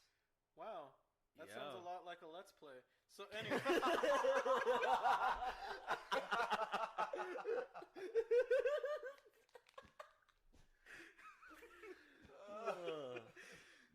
Yes, Frank. Thanks. Dude, that's the best thing you've said all night. Holy shit. I still memes is life. Memes is life. Yeah, because technically I should say memes are life, but because I said it wrong, it resonates with people more. Dude, it's funny. It's like bad grammar, like sarcasm. Yeah, I do that all the time, but people like, okay, pose law. You guys need to know what pose law means. Dude, enlighten us. Yeah, pose law means General Pose Chicken. Yeah, if you don't, what the fuck is that? So's. General So. How do you fucking? I don't know how you say General Sal's. I've always said General Sal's, but I'm also from the South, so maybe they say it fucked up. You guys live in a totally different kingdom. I think it's so. General So's chicken. Yeah. Well, anyways, Poe's law states without clear author's intent, any satire will be seen as genuine. So, like, if you're like, I'm going to make fun of these people ironically, if you don't tell anyone straight up, I'm making fun of these people, people are going to think you're being genuine. I see a lot of that. I feel like that's just people who don't get the joke, who just can't perceive it. It's like one time I saw someone make like a really fine, like, what's what's it called? Like computer text art, where like they use just the font to make art. Yeah, like I saw someone make like Peter Griffin smoking a joint, and on the joint it said dubstep, and I was like, is this authentic? Like, does someone spend hours of their time making this ironically, or is this like a genuine thing? And most of the time, I think it's just good being genuine. Holy shit! We just moved into this new apartment, and our walls are empty, and we need art. I would love to have that on our wall. I can paint on your wall. I'm gonna use my blood and my semen, and I will paint you something beautiful. It'll just be a white red painting of me in the nude. Frank, yeah, don't do that. Why? Don't do that. Please don't do that. Why? Please. That's a good way for us to lose our security deposit. Having your fucking cum and blood smeared on our wall. And I can picture them coming in. We're just like, what? What? You said we could put art on the wall. I'm not gonna put it on your wall. I'm gonna put it in a frame and give it to you. Well, you didn't specify that. You said you were just gonna like paint on the wall. Well, fine then. I'll do something else. I'll give you art, or maybe we should ask for art and get a. Would you guys get a PO box and be like, send us art? Yeah, we're considering getting a PO box. I want a PO box. I've always, because like people, you know what I hate? Like I'm at this level in my career where people that are like really well off, like showing me their studios. They're like, check out all my cool stuff. I wish you had this. And it's like, what the fuck? Like I get Snapchats I wish you had this. Yeah, and it's like, well then fucking buy my album. That sounds like some fucking thing you would send an ex. Yeah. You wish you had this. You know what sucks? My current girlfriend always shows me what my ex is doing because of Snapchat. And it's so crazy. She's like, hey, look at what your ex is doing. She's at Coachella. You're not at Coachella. And I was like, oh my God. Like, Fuck you. Jesus. Because they're friends. Oh, What? really? Yeah, it's really strange. That's She says uncomfortable. they're friends, but That's it's awkward. all social media. That's so crazy. Social media is the main reason like we actually know each other and we met. Like, Yeah, because I met Frank through Twitter. Yeah, and I didn't even think you were real for a while. What? Why? Because I thought you were messing with me. Did you think? Why? Wait, why did you think I was messing with you? I don't know. What did I do to make you think that? You were just like, it's so weird when someone just comes up and is like, hey, I like your videos, let's collab sometime. And I was like, what the fuck? This has never happened to me before. Is this real? I thought I was gonna like walk in through the door and you were gonna be like an elaborate like Mexican drug scheme, and I was gonna end up in like the drug cartels or something. It's more of, what is this 12-year-old doing messaging me? It happens now. I get that a lot ever since Dude. blowing up, kind of like just a bunch of 12-year-olds that like, I like your stuff. We should collaborate sometimes. And I was like, how? Yeah, exactly. Ryan and I, we get emails. Tell them about the most recent email. Okay, so I'm gonna tell them about a few emails that we got just today. So basically, one of the emails was this guy who has, I don't even think he has a YouTube channel yet, just some like little guy, and he was like, hey, I like your stuff. I want to make a YouTube channel, and I want you guys to be my editors, and I'll give you 25% of the revenue I make. He doesn't even have his YouTube channel started up. And he sees the amount of effort we put into our channel, I guess, with the editing, blah, blah, blah. But it's like, what? If he gave us 25%, each of us would get 12.5% of what? Like of 0 subscribers. Yeah, $0. so it's like, for a lot of work. Like it's a lot of time editing these videos. Yeah. It's not something you can just do at 3 in the morning. It's not totally something not you what we do yeah. every night before. We're trying. Well, we just moved. We're gonna get on that. Yeah. So, sorry if the But it audio keeps us quality relevant. of this podcast is not the best. It'll get better, I promise. We're still setting everything up. I still love this place. This place has such good vibes. Like I walked in, Thanks, I was dude. like, fuck yeah. Dude, Like thanks. your IKEA furniture. It's good. It's nice Yeah, IKEA I fucking furniture. love IKEA. I actually put together an IKEA desk the other day. I like It was effort. I like putting together IKEA furniture. Yeah, it's like a puzzle. It's like an adult puzzle. Exactly. It's exactly like Bionicles. Is it? Yeah, Is it- Bionicles come with have those it? fucking instructions that sometimes you're like, what? Is this part missing? How do I fucking do this? Because like, Yeah. I love how IKEA sometimes it goes from step 1, 2, okay, I'm good, 3, awesome. Then from 3 to 4, it's like, it's almost like a stick, and then it turns into a chair. Yeah. It's so weird because like the way it's like designed, it's like, what the fuck am I doing? And then like when you're done, it's like, oh, okay, I guess it was cool, but the angles are always so off. I'm sure people are loving this relatable IKEA conversation. Yeah, I'm pretty sure. Dude, Well, let's talk about relatable things. Then. Wait. I want to finish. I want to finish talking about the emails. Oh, I got yeah. I got another email today at the Kids of Did you Providence tell me about email. this one? Yeah, I did. Okay. This guy legitimately, he has a charity in Uganda, and he invited Ryan and I to come to Uganda, and he would pay for our trip to Uganda, and to just so we could help out his charity. Oh my god. And it's like, Well, I would love to do that, except the stipulation was we have to put together like a team of other YouTubers to man. like promote fucking the charity. Avengers style, like Nick Fury style, put together a team of super and YouTubers. like a team of super YouTubers, and it takes place in fucking Uganda. Like, who are we gonna fucking just like, hey, fucking like PewDiePie, want to come to Uganda with us? Sure, bros. Could you imagine, like, though, if like you actually filmed it like a legit documentary series? We go to like, Uganda with PewDiePie. Yeah. God, that it would was be just like groundbreaking. That would get so many Academy Awards documentary stuff. like PewDiePie goes to Uganda. That sounds like a fucking like what are those movies where it's like it's this guy's Ernest? Reddit. Yeah, Ernest. Ernest goes to Uganda. Did they ever find those kids? Or are they still missing? What? No, dude. What are you Yeah, talking Uganda. about? Do you remember Ernest? Oh, the Kids? girls? Yeah.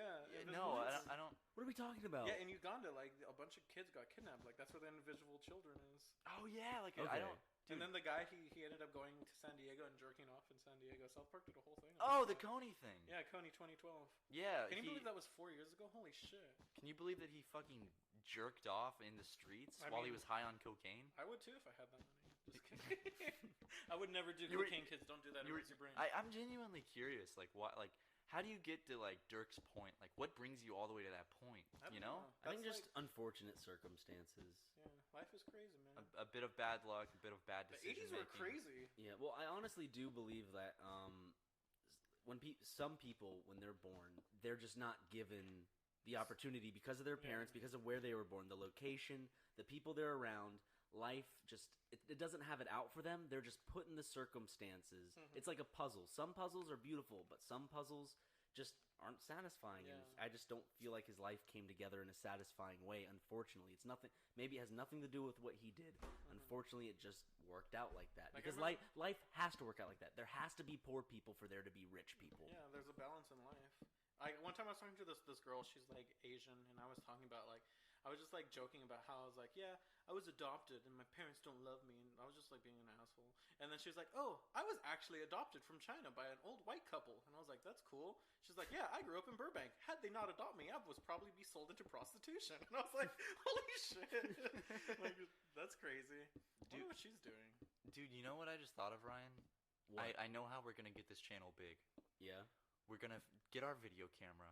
Yeah. We're gonna go film ourselves going up to Dirk, and we're gonna give him a plastic bag with 2 cookies and a water bottle and $5, and film ourselves giving it, and slow it down, and put some inspirational music, and then upload it Can to we put some YouTube. sad music, like sad, like fucking piano music instead? Who fucking did that? Someone did that where they A bunch of people. Like did a that. million YouTubers did that. Yeah, where they Look, go to, I'm It's helping. funny, I'm it's helping. the prank channel. So yeah, like, the prank channels would go to like give homeless people like $1. Yeah, and like, and they fucking slow it down and shit, and put the music. That's so crazy. Like, I wonder how people think like that. Like, I don't know. I'm afraid to do videos outside. the videos that make me mad are the people that are like, they give a homeless guy like $20 and then they follow him to be like, oh, let's see if he's gonna spend it on alcohol. And like, if they spend it on alcohol, they're like, hey, I gave you that $20 and I told you to spend it on food. It's like, you gave him the money. You Yeah. gave him the fucking money. He can spend it on whatever he fucking wants to. That's It's so his crazy. goddamn life. Who are you to say, oh, you should go purchase a fucking water bottle? His life is probably sad. Yeah. His life is probably sad. Let living him on the get streets. his booze. Let him get his spirits. Drink on. I mean, awesome. Like, you get to go home to a nice fucking bed. Of course, you're gonna be like And a million complacent YouTube where you are. subscribers. So Yeah. it's like, So fuck off with that bullshit. Judging homeless people for what they decide to buy with money you gave them, so it's Yeah. their money now. Like, come on, you don't like if I gave you a gift card for your birthday, I'm not gonna follow you around and make sure Like- you spend it on what I want you to spend it on. like get a private investigator to tail me to Target with binoculars and Yeah, shit, like, what do you and watch what I buy, and like and then you're gonna call me up and be like, dude, like I gave you that gift card and you bought you fucking bought this. I make a video about it. It's like Cheaters. Did you guys ever watch Cheaters? Yes. I loved Holy Cheaters. shit, when It I was was so much crazy, fun to yeah. watch. Dude, when I was a kid, I didn't have cable, and whenever I Yeah. would stay home sick from school, like the shows that would be on would be like Steve Wilkos and Maury and like The Price is Right and Cheaters, and I would Steve watch. Wilkos, dude, didn't he always throw a chair? Or Yeah, some dude, he'd be like, shit? "Get off my stage!" and throw a fucking chair. Damn. Dude, I That's loved quality him. content. Except all that shit's probably fake though. Oh yeah. All of it is. Well, cause like It's still fun. That silence, that dead air. Where did that come from? isn't it illegal to have dead silence on radio or something? Something like that. I actually was in a college radio where I learned how to talk, And they were like, yeah, if you have dead air, then... To learn how to talk. Did you not know how to talk until you were in college? It took me a while, actually. Before oh my god, pre-2010 me, I found videos of me from like 2008 to 2000. I fucking want to slap myself in the face. Dude, I feel the same way, Frank. Yeah. Like, I have a whole YouTube channel. I have like 8 YouTube channels that exist that people don't know about. Yeah, me too. That I've shown Ryan before, but it's like these YouTube videos of me when I was in middle school. So many different channels with so many videos on each one, and I pray to God that people don't find them. People know about my old one, like my main one I used, but I had sub ones that went off of that. Yeah. And that's actually where the Kids with Problems channel came from. I made it for like... Kid with problems. He's a kid with... It was like a little web series I wanted to make with my cousin back in like 2009.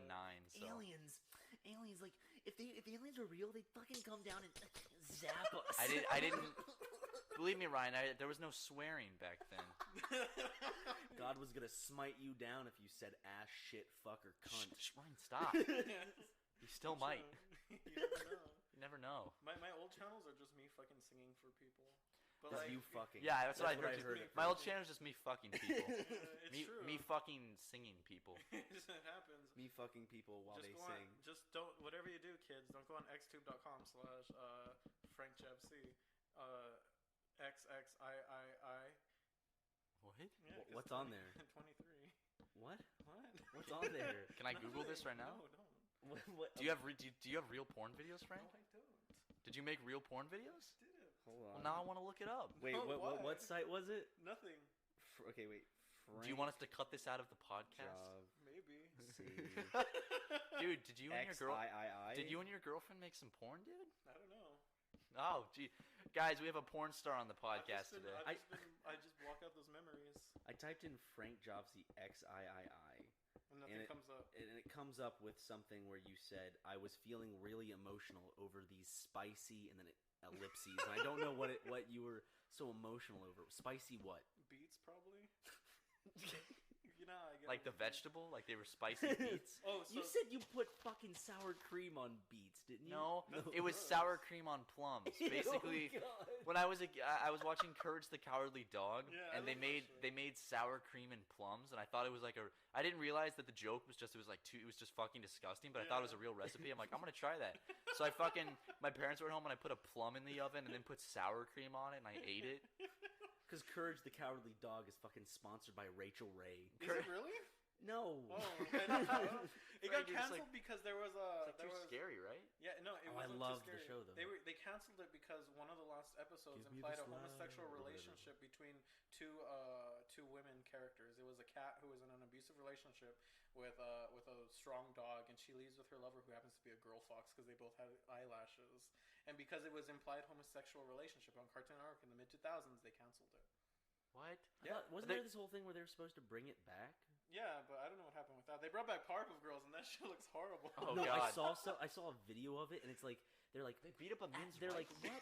It's like I can't even, and like they're like can't even. Oh, like she legitimately, like literally can't even. And then the one then where they start Bubbles twerking. has the Magusta. What the Yeah, they like the Powerpuff Girls start fucking twerking, and then What? they go. Yeah. And there's the other episode where they go up against. They quote it as it's a fucking what is he A minimist? a menimist or Yeah. whatever? Did But they it's really it's fight just- a No, minimist? it's just some fucking lumberjack dude. I'm a man. I have a beard, and I'm gonna make this What? It's not Dimsdale. Damn, that's fairly it's fairly odd, parent. Yeah, that's Well, I fairly don't know. odd What for is you. Powerpuff Girls City? Townsville. Towns. That's fucking. Is it really I don't know. Townsville? Yeah, I don't know. I love that. Like the old Powerpuff Girls, I thought was good. Yeah, I got the movie on VHS Who from doesn't from the. watch the movie every day. A Valentine's Day gift from Dale. Well, since we're on the topic of emails, it's around the time where I get so many people wanting me to DJ their prom, and I don't know how I feel. About Dude, fuck YouTube. Go DJ some proms. I've been kind of they're giving me pretty good prices, but I don't know how to do it because I don't know what type of.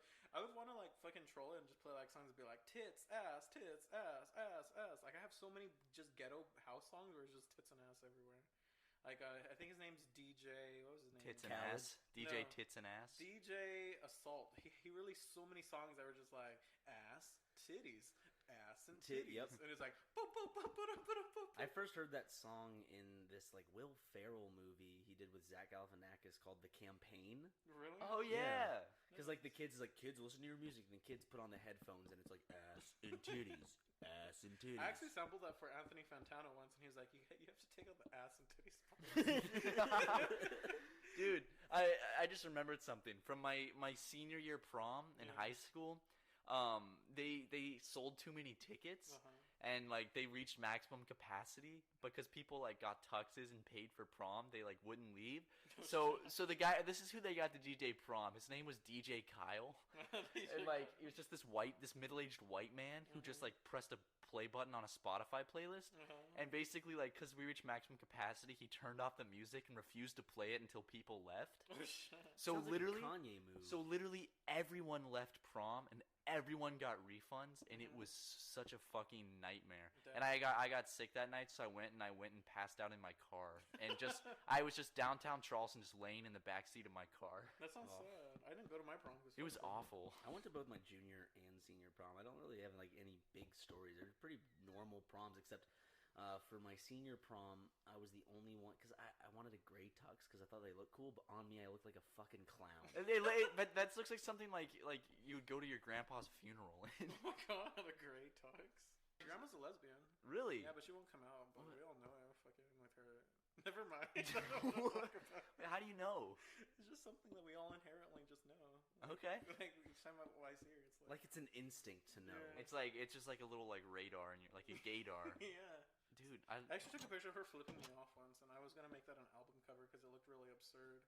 But I don't know. Dude, my grandma, like in contrast, my grandma just lives in a little trailer from like the 1950s in like Pickett Post, South Carolina, and goes for walks around Walmart for exercise. So Really? yeah. Nice. I like Walmart. I like going to Walmart because it's so fucking just consumerism. There's no Walmarts in LA. Like you where have to go like more towards like where like there are houses and stuff. I saw one time on the way to Valencia, and that was it.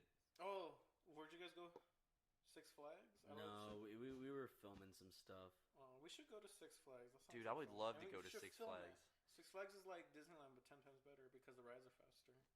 Oh, dude, I love fast roller There's more coasters. ghetto people though, from what I've heard. You mean- Disneyland is like very like middle class. but then, What's like, ghetto mean?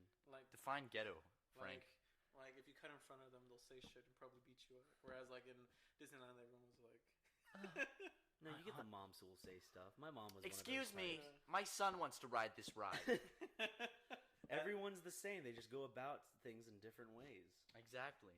Some people shoot people, and some people just. Some people shoot people. Some people shoot people, and others just shoot people. Yeah, other people just leave That's how it is. aggressive comments in the YouTube section for me to read throughout the day. How powerful people are in the comments section. They type a sentence on their keyboard. Big man on campus now. I know, it's a weird ego boost, like especially people that like give me like shit for like the randomest stuff. Like my last video. Ryan, what the fuck? I was wondering why you were like climbing up on the couch towards the microphone. Oh my god. We're Why would you do that?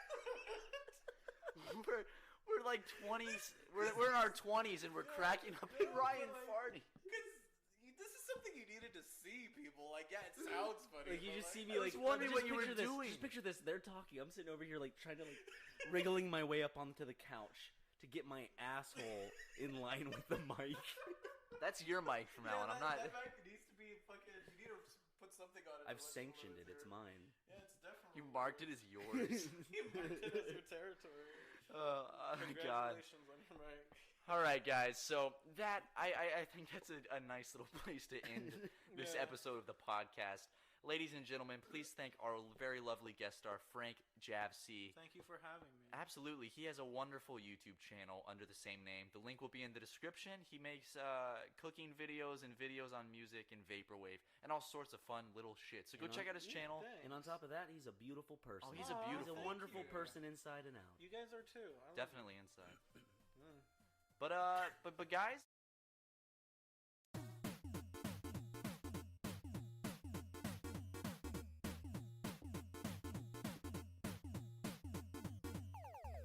Welcome back to Super Mega Cast. This is the third episode, and boy, do we have some stuff to talk about tonight. Yes, and as you know, I'm Ryan. And I'm Matt. And we're...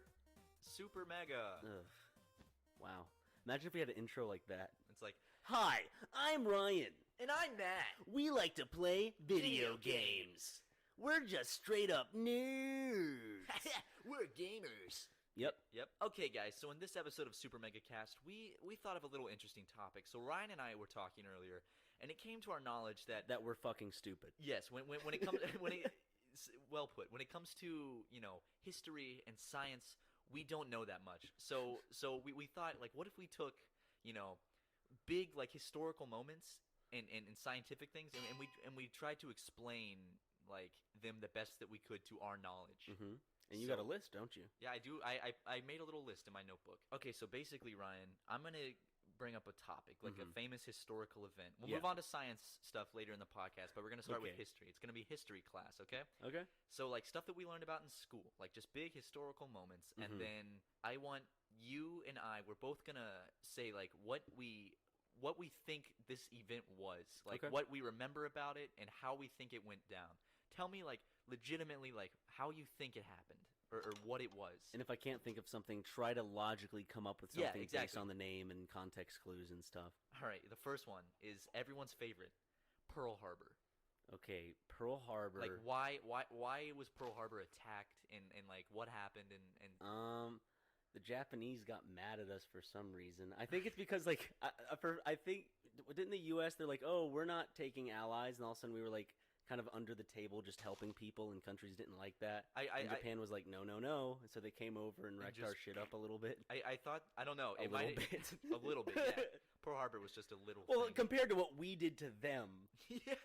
But, like, I love how people, like, what pissed me off was when the Japanese tsunami happened, like, people on Facebook were like, that's what you get for Pearl Harbor. I'm like, no! People said that? Yeah, no, I legitimately saw that, like, compilations. I don't think that's payback. I think the two fucking, like, nuclear warheads that we dropped onto their land. But the thing was, so I thought that, like, Pearl Harbor got attacked because, like, we said, like, nope, we're staying out of this one. We don't want to be in this war. Yeah. So then, but then we were, like, helping people, like, kind of like, helping them out a little and bit. that pissed off Japan. Providing support. So they were like, hey, guys, take this. So you and I kind of come to an agreement of that's what we think. It was a lot of stuff. We'll leave it at that. Yeah, it was a lot of stuff. So Ryan, one of the most important. Correct us in the comment section below. Please, show us your smarts. Ryan, one of the most famous men in history was a little man known by the name of Napoleon. Yeah. What do you know about Napoleon? This is Bonaparte, right? No, Napoleon Dynamite. Yeah. What did he do? Like, why? Who was he? Okay. He wasn't short. He was average height. Yeah, it was that was actually made up by his enemies. Enemies, right? Like and it still sticks. Like you see on the Fairly Odd Parents, he's a short man. So, anyways, Napoleon, he's a general of an army, of a French army. Yeah, French. And he just was famous because he led the battle in a lot of famous places, and he was an asshole. He's famous for being a dick. Yeah, I know that. He was famous for being a dick. And he... This God, if only he could hear what people in the future, like, what we think of him. I'm sure he'd cry because he cares about what we think. He's listening to this podcast, and he's like, oh, sacre bleu. And then he cries. But... I actually read a really gross fact about Napoleon, which I almost don't want to say because it's disgusting. What is it? Okay, I might be wrong on this, but I read this somewhere. It might just be some bullshit fact, but I read that Napoleon loved pussy stank so much that he would write letters, like there were documented letters to his wife that he would like tell her not to bathe while he was out at war for like 3 months so he could get home and just like bury his face in it. Oh, I thought so. She didn't like send him her underwear or anything. No, he just waited until he got home and just. Could you imagine dumpster diving? Could you please send your undergarments, your dirty, soiled undergarments, to the battlefield, my love?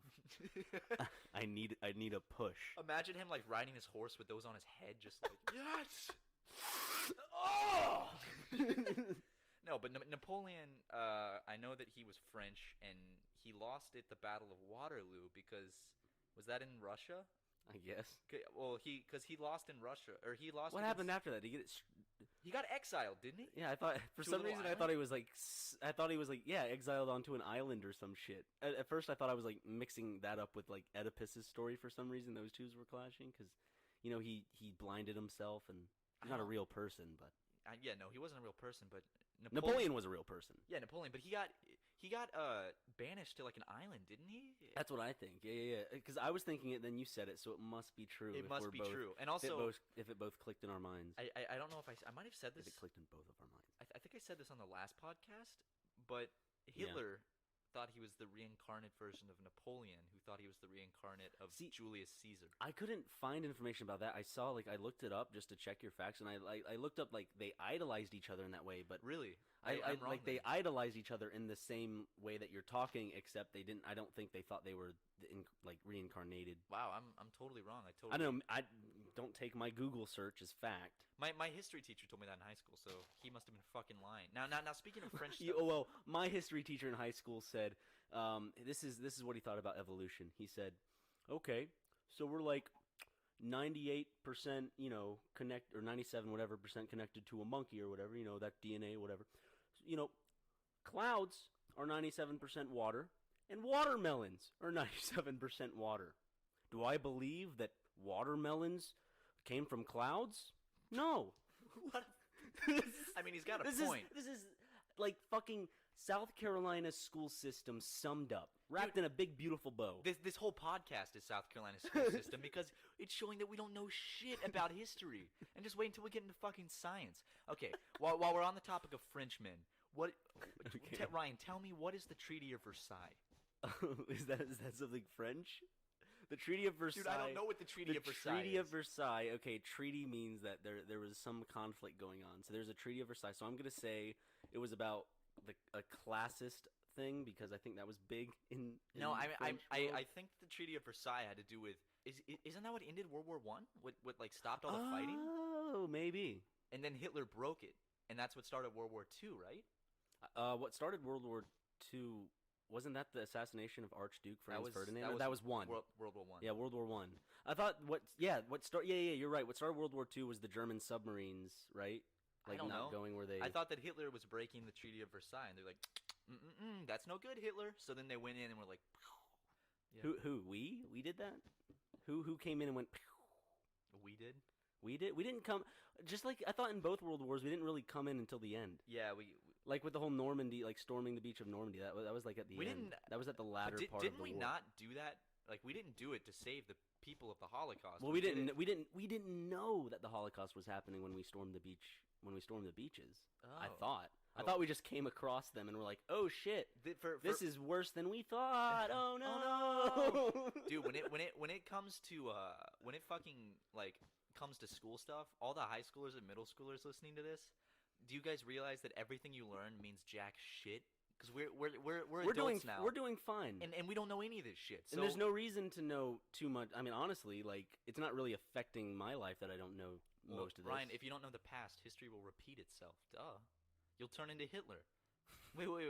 So on the subject of Germany, the next thing. Okay. What was the whole deal with like the Berlin Wall and like East and West Germany? Like why? Which one was the communist one, East or West? West sounds pretty bad. Yeah, I'm gonna go with It sounds West. pretty bad. Yeah, West. West. There's something about West. Okay. Why was there a wall around it?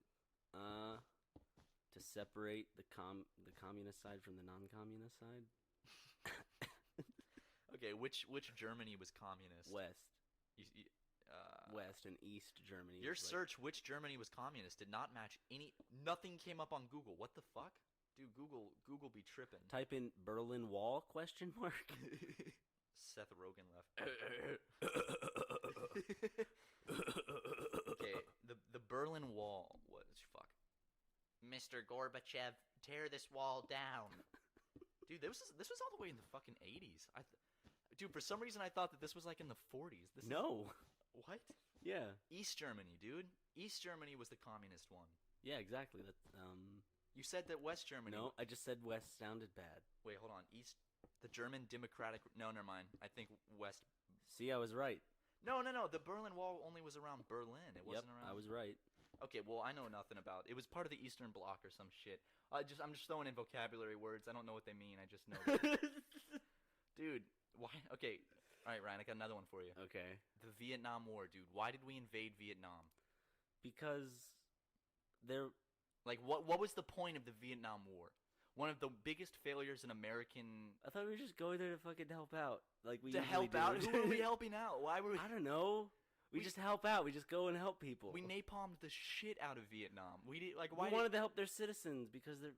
I don't know. Against who? Who are we helping them from? Themselves? Yeah? I don't know. There was North and South Vietnam.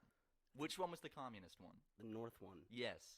Like the Koreas. The Viet Cong. Yes, exactly. So, but like, Ryan, tell me, how did the whole Vietnam War go down? What do you know about it? Well, the only like major thing I know about it is that we sent like African Americans in like first. Really? I didn't know that. Like I think that's what happened. Like we sent like we got a bunch of African American soldiers and like we would put them on the front lines. That's kind of shitty. I mean, It's America, so I guess. I mean, if you look at our record, we don't really have a good clean line of justice. Oh, dude, and that makes sense why during that time period the Black Panther Party was so like outraged with the Vietnam War. Because remember, like that was like the peak of all their protests and stuff. I really think that like that's all I know about Vietnam, other than like holy shit, fucking mustard gas. Yeah, and also carpet bombing. Oh, yeah, the Vietnamese were really good at like just fucking hiding and coming out like going like playing pop up peekaboo.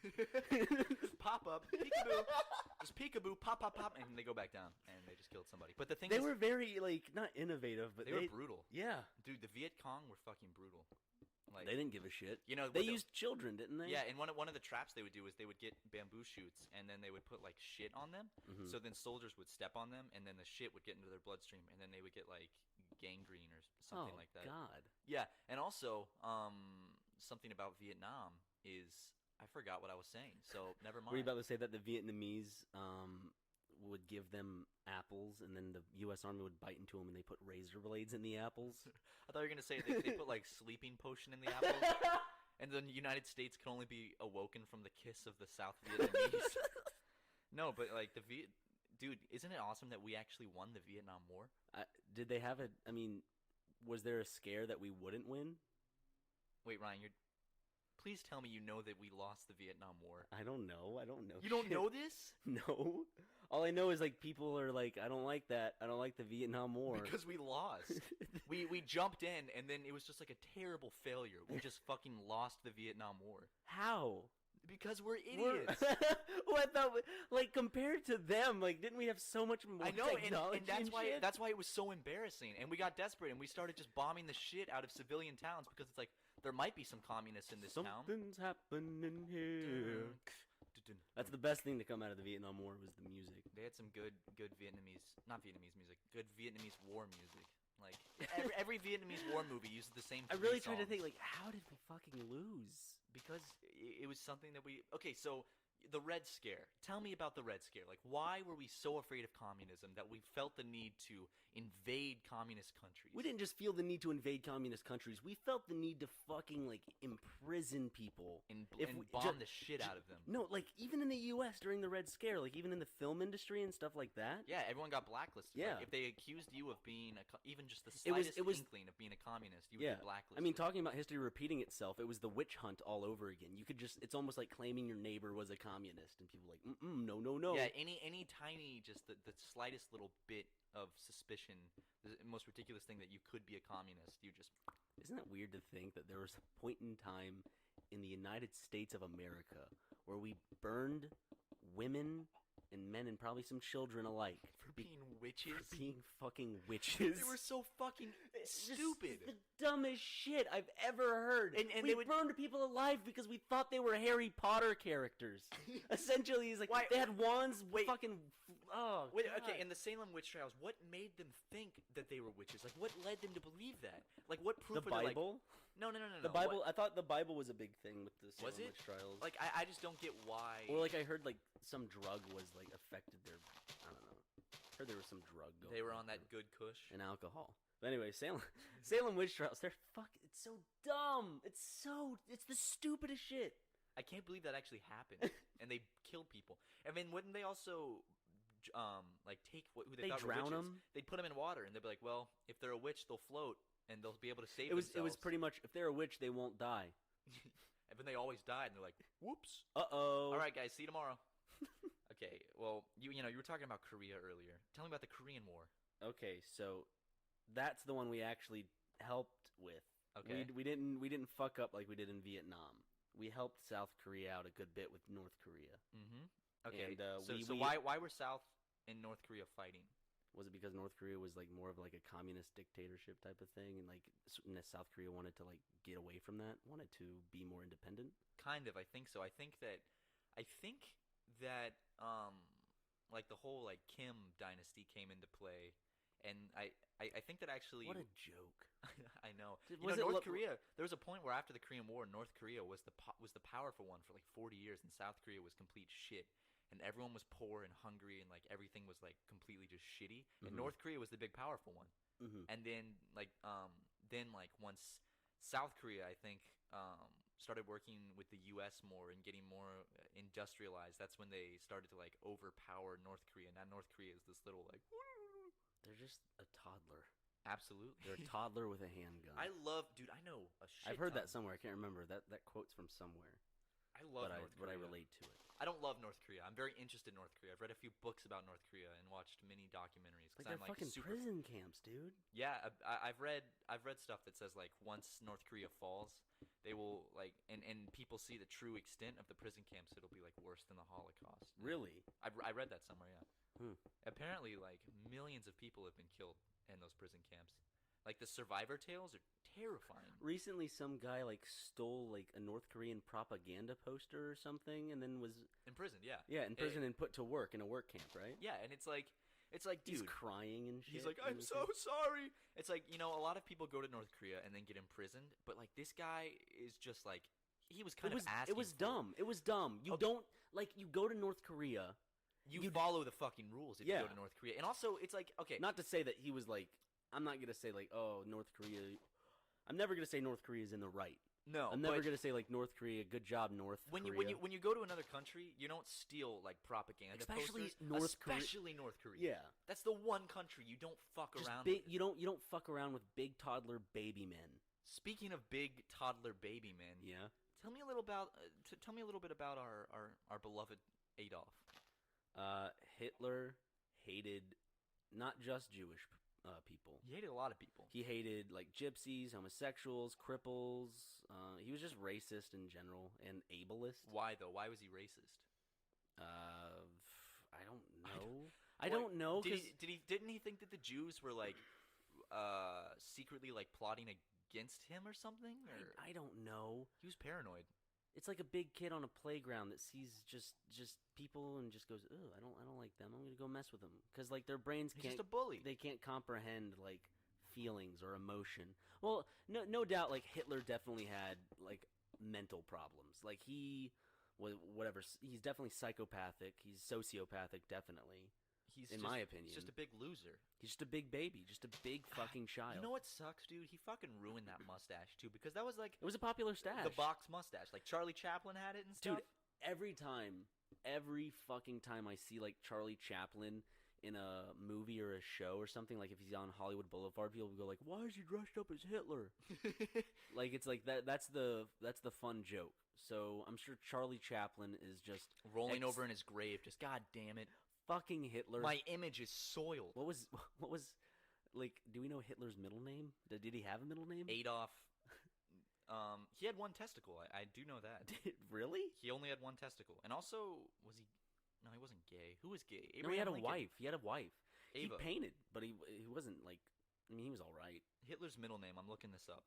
His full name was Adolphus Jacob Hitler. Adolphus. What a joke! Oh my god. God, dude. How old was he when he died? Yeah. I don't know. Was he in his 40s? The pictures of him, he looks kind of not like old, but older. Dude, Ryan, let's move into American history, dude. What the fuck is the Civil War? The Civil War was just North and South, brother versus brother, going pew pew. Yeah, but why? something to do with racial problems. Okay. Yeah. What was the big thing that had to do Slavery. with Yeah, okay. For a second, I was about No, to I be mean, like, that's a given. I mean, the Civil War is definitely linked to slavery. And, no, the Civil War didn't have anything to do with slavery. It's heritage, not hate. But it was, I guess. I mean, I'm trying to think. Was the North's main goal to liberate? No. Was that their main? What was their main goal? I don't know.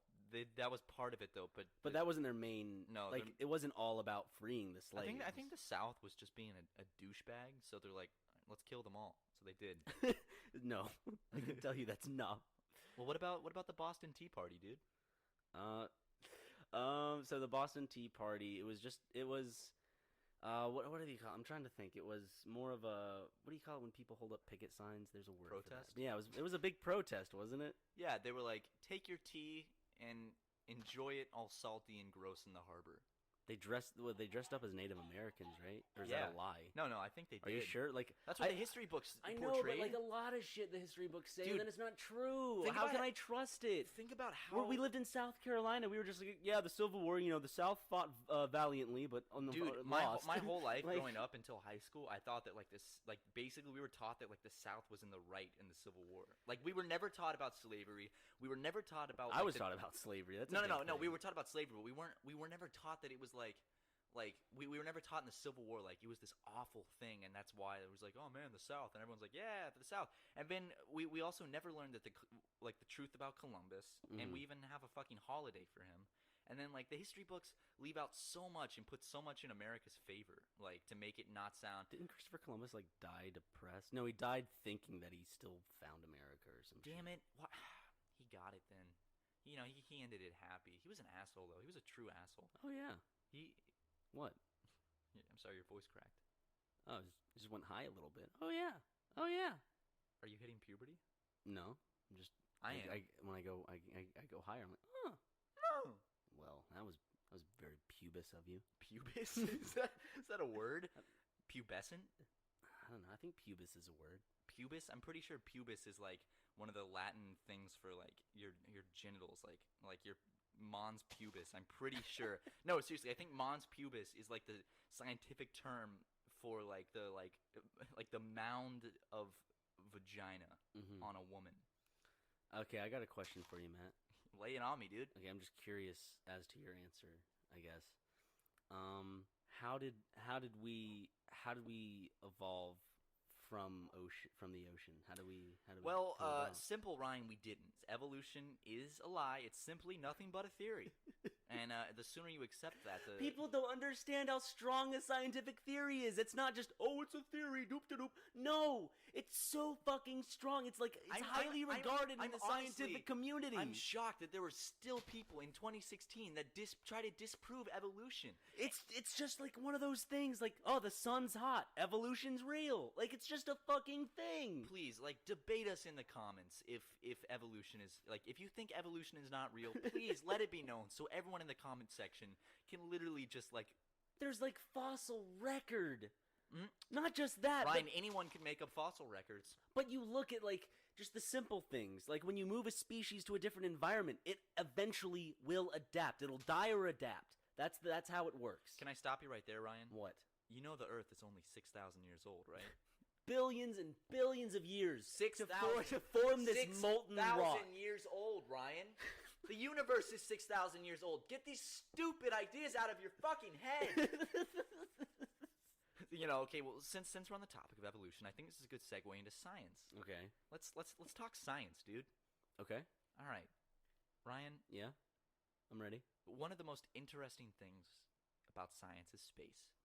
Yes. Yes. I like space. going to the Griffith Observatory. It's a great place. You and I should go and I haven't go been to yet. the planetarium and shit. Yeah, Planetarium, sorry. the Griffith Observatory is right next to the Hollywood sign, and they have all these big telescopes and It's really cool. stethoscopes. I and saw stuff. Jupiter, I think. Yeah, it was Yeah. Jupiter. You told me about it, and I remember. Ryan, what's a black hole? A black hole. I know it sucks things up, doesn't Good, it? good. Okay, and I just imagine a keynote speech on black holes from Ryan McGee. It's like, Professor McGee here to talk about black holes. A whole group of college students. I'm looking around nervously, sweating from the brow. Your hands in your pockets. You dab your brow off. a black hole it sucks things up? Gravity doesn't work as well. How does it? Well, no, it doesn't. It doesn't sucks work. It gravity, sucks gravity. How does it? Like, how is? Do you know how a black hole is formed? By some cosmic coincidence. No, it's stars when they implode on themselves. Yeah, that sounds like a coincidence. No, is it cosmic coincidence? Sure. Well, it's a cosmic coincidence. So stars implode. Yeah, when they suck up, and then like all the weight and gravity of the star gets sucked into like a single point, and the gravity is so strong that it literally like rips time and space. And Can black holes like? This is gonna sound dumb. I guess I'm just interested. Can black holes like orbit around something? Like, do they move? Yes, I think so. Yeah, no, they do move. Okay. And it's theorized that at the center of every galaxy is a black hole, and that's what holds galaxies together. Mm-hmm. So it's theorized that like at the middle of our galaxy is a black hole, and it's slowly sucking everything in. Didn't someone think, like, was it Einstein? I can't remember who it was, but like, didn't someone think like there was a link between black holes and time travel or some shit like that? Well, there is like, but like time travel, like, well, didn't we figure out like time travel is not possible? No, I think it's possible. Because it's not possible. you'd have to travel faster than the speed of like light to like go backwards or some shit like that. Well, or that was like a theory at some point. Well, time travel. Not a theory. If but you were to orbit, that was a thought at some point. If you were to orbit a black hole, like beyond the edge of a black hole, time would go by way slower. So you could be like orbiting a black hole for a month, but on Earth it would be like 100 years. So theoretically, you come back. Yeah. Oh yeah, okay. Like in Interstellar, think about time that. Works differently. Yeah. Because in Interstellar, they're on the edge. Spoiler alert: they orbit the black hole, and like they're gone on that planet for like 5 minutes, and they come back, and it's been like 20 years. Yeah. And that's so weird to think that kind That's a sad part of the movie. That if was we sad. spoiled it for you, when he's like watching his kids grow up, and he's like smiling and crying and stuff. That made me tear up. That was sad. Oh yeah, I choked up. Definitely. I was just, he did a good job in that role. You know, say what you will about Matthew McConaughey, but I think he played a very good role. He started off in some shitty Texas Chainsaw Massacre movie, or like that was one of the first like movies he starred in. Did he drive a Lincoln? I saw The Lincoln Lawyer. Did you? No, I'm not talking about the Lincoln Lawyer. I'm talking about the fucking Lincoln commercials he's in. That's because he's I think he was in those because he was in the movie Lincoln Lawyer, and then Lincoln's like, "Oh, we can advertise through this movie in that weird like type of way," or unless it was just some cosmic coincidence. Like, dude, look at you. Did you know Abraham Lincoln theorized was gay? Yeah, because he didn't have this commanding voice. Didn't he have like kind of a soft voice? It sounded just like that. Hey, as of today, all the slaves are free. Just imagine when he gives his like declaration speech about like, hey guys, all the slaves are free now. 7 years ago. And everyone in the audience is just like, what? Dude, boy, I'm really enjoying this play. Oh, mocking a president. What's he gonna do? Come back from the grave and get mad at you? I'm not really liking what you boys are saying about me. Oh, you boys are pissing me off. Dude, fucking, and then John. But like, he didn't have a deep like voice. He actually had like a light voice. He had a high pitched voice. I thought like that's definitely a thing. Oh, hi, John. Here to see the play? John's like, oh yeah. he had the voice too. And all of a sudden he's like, Mary, what should we do about John behind me? I don't know, Abraham. I don't know, honey. I don't know, Abraham. Abraham, John's got a gun. Dude, okay, well, Lincoln's story is fucking depressing. Like, didn't his son die, like, at a young age? I don't know. One of his sons, I think, died at a young age from a disease. Well, dude, you know, fuck it. He got on the penny. You know, that should make all up for it. He's on the, like... He's on the penny and the $5 bill. Yeah, and speaking of the dollar bill, they're removing Andrew Jackson from the 20th? Yeah, and putting Harriet Tubman on. Yeah, Harriet Tubman, dude. Well, she was a big, the Underground Railroad. All right, well, while we're still talking about black holes, let's get back into talking about... What? Did you mean that? Was that an accident? All right, so let's talk about atoms. Let's talk about molecules and atoms and electrons. How do they work, dude? Electrons are positively charged. You sure about that? Yeah. Negatively charged, because negative is has that reaction where it's like, what? Right? No, protons are... Wait, Professor McGee goes upstage to, like, please explain electrons. Yeah, you know, because they have that, they goes... Oh my god.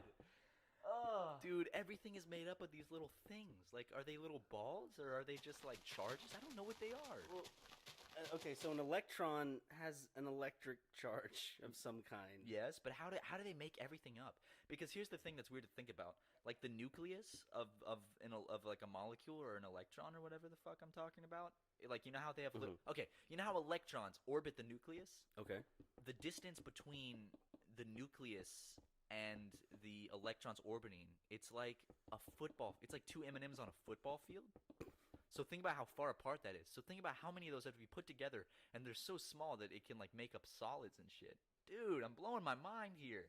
Yeah, and then we destroyed part of a country with some of that shit, with our knowledge in that area. Do you think we created anime through that? Like the bomb, like the radiation was what got to people's brains, and they created shit like anime? I don't know about anime, but it helped create Godzilla, which led possibly to cool, weird monsters being made, which led to like tentacle porn. Kaijus?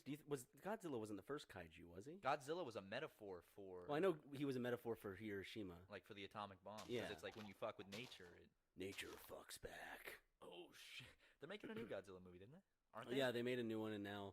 I think supposedly the rumors are... Yeah, they're making another one. They're definitely making another one. It's supposed to be more like, I think, Monster Wars, which means a bunch of monsters are coming in. Shit, like this Mothra. Time. Yeah, like Mothra and stuff like that. Ooh, and also, there's a new King Kong movie in the works. It's just called Skull Island, I believe. And it has Tom Hiddleston and, there's this actor that I like, J.K. Simmons. Okay.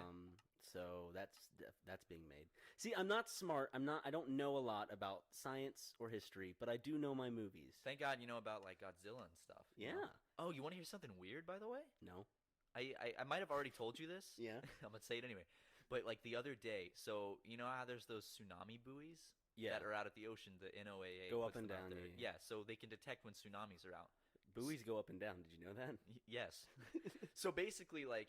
There's this buoy. You look this up. There's this buoy off the coast of New Jersey that the other day just suddenly dropped like 80 feet and then rose like 180 feet in like 15 seconds, that's like a massive indicator that there's a tsunami.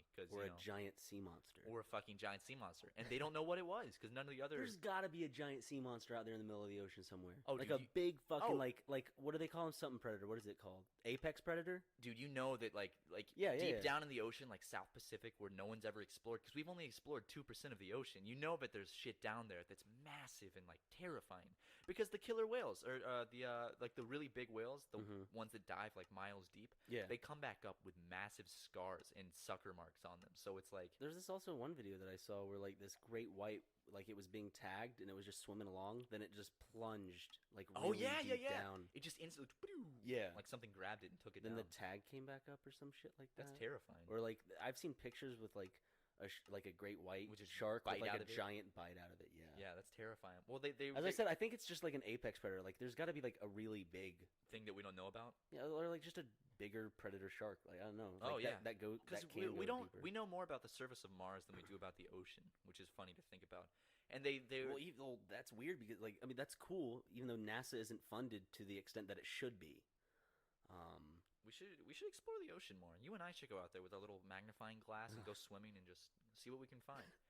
But they were theorizing that the whole buoy thing, the tsunami buoy, could have been from a meteor hitting the ocean and creating a massive wave. Oh yeah. Or they said it could have been a foreign submarine could have snagged the cord and dragged it for a second, and then it shot back up, and it could have been like a Russian or North Korean or Chinese submarine, which I feel like that'd be like a bigger security threat. Oh, if that was true. That would be much bigger if that was true. It's weird to think though that there are like foreign, like Chinese and Russian submarines off the coast. Like when we go swimming, like off the coast, there's fucking submarines for other countries.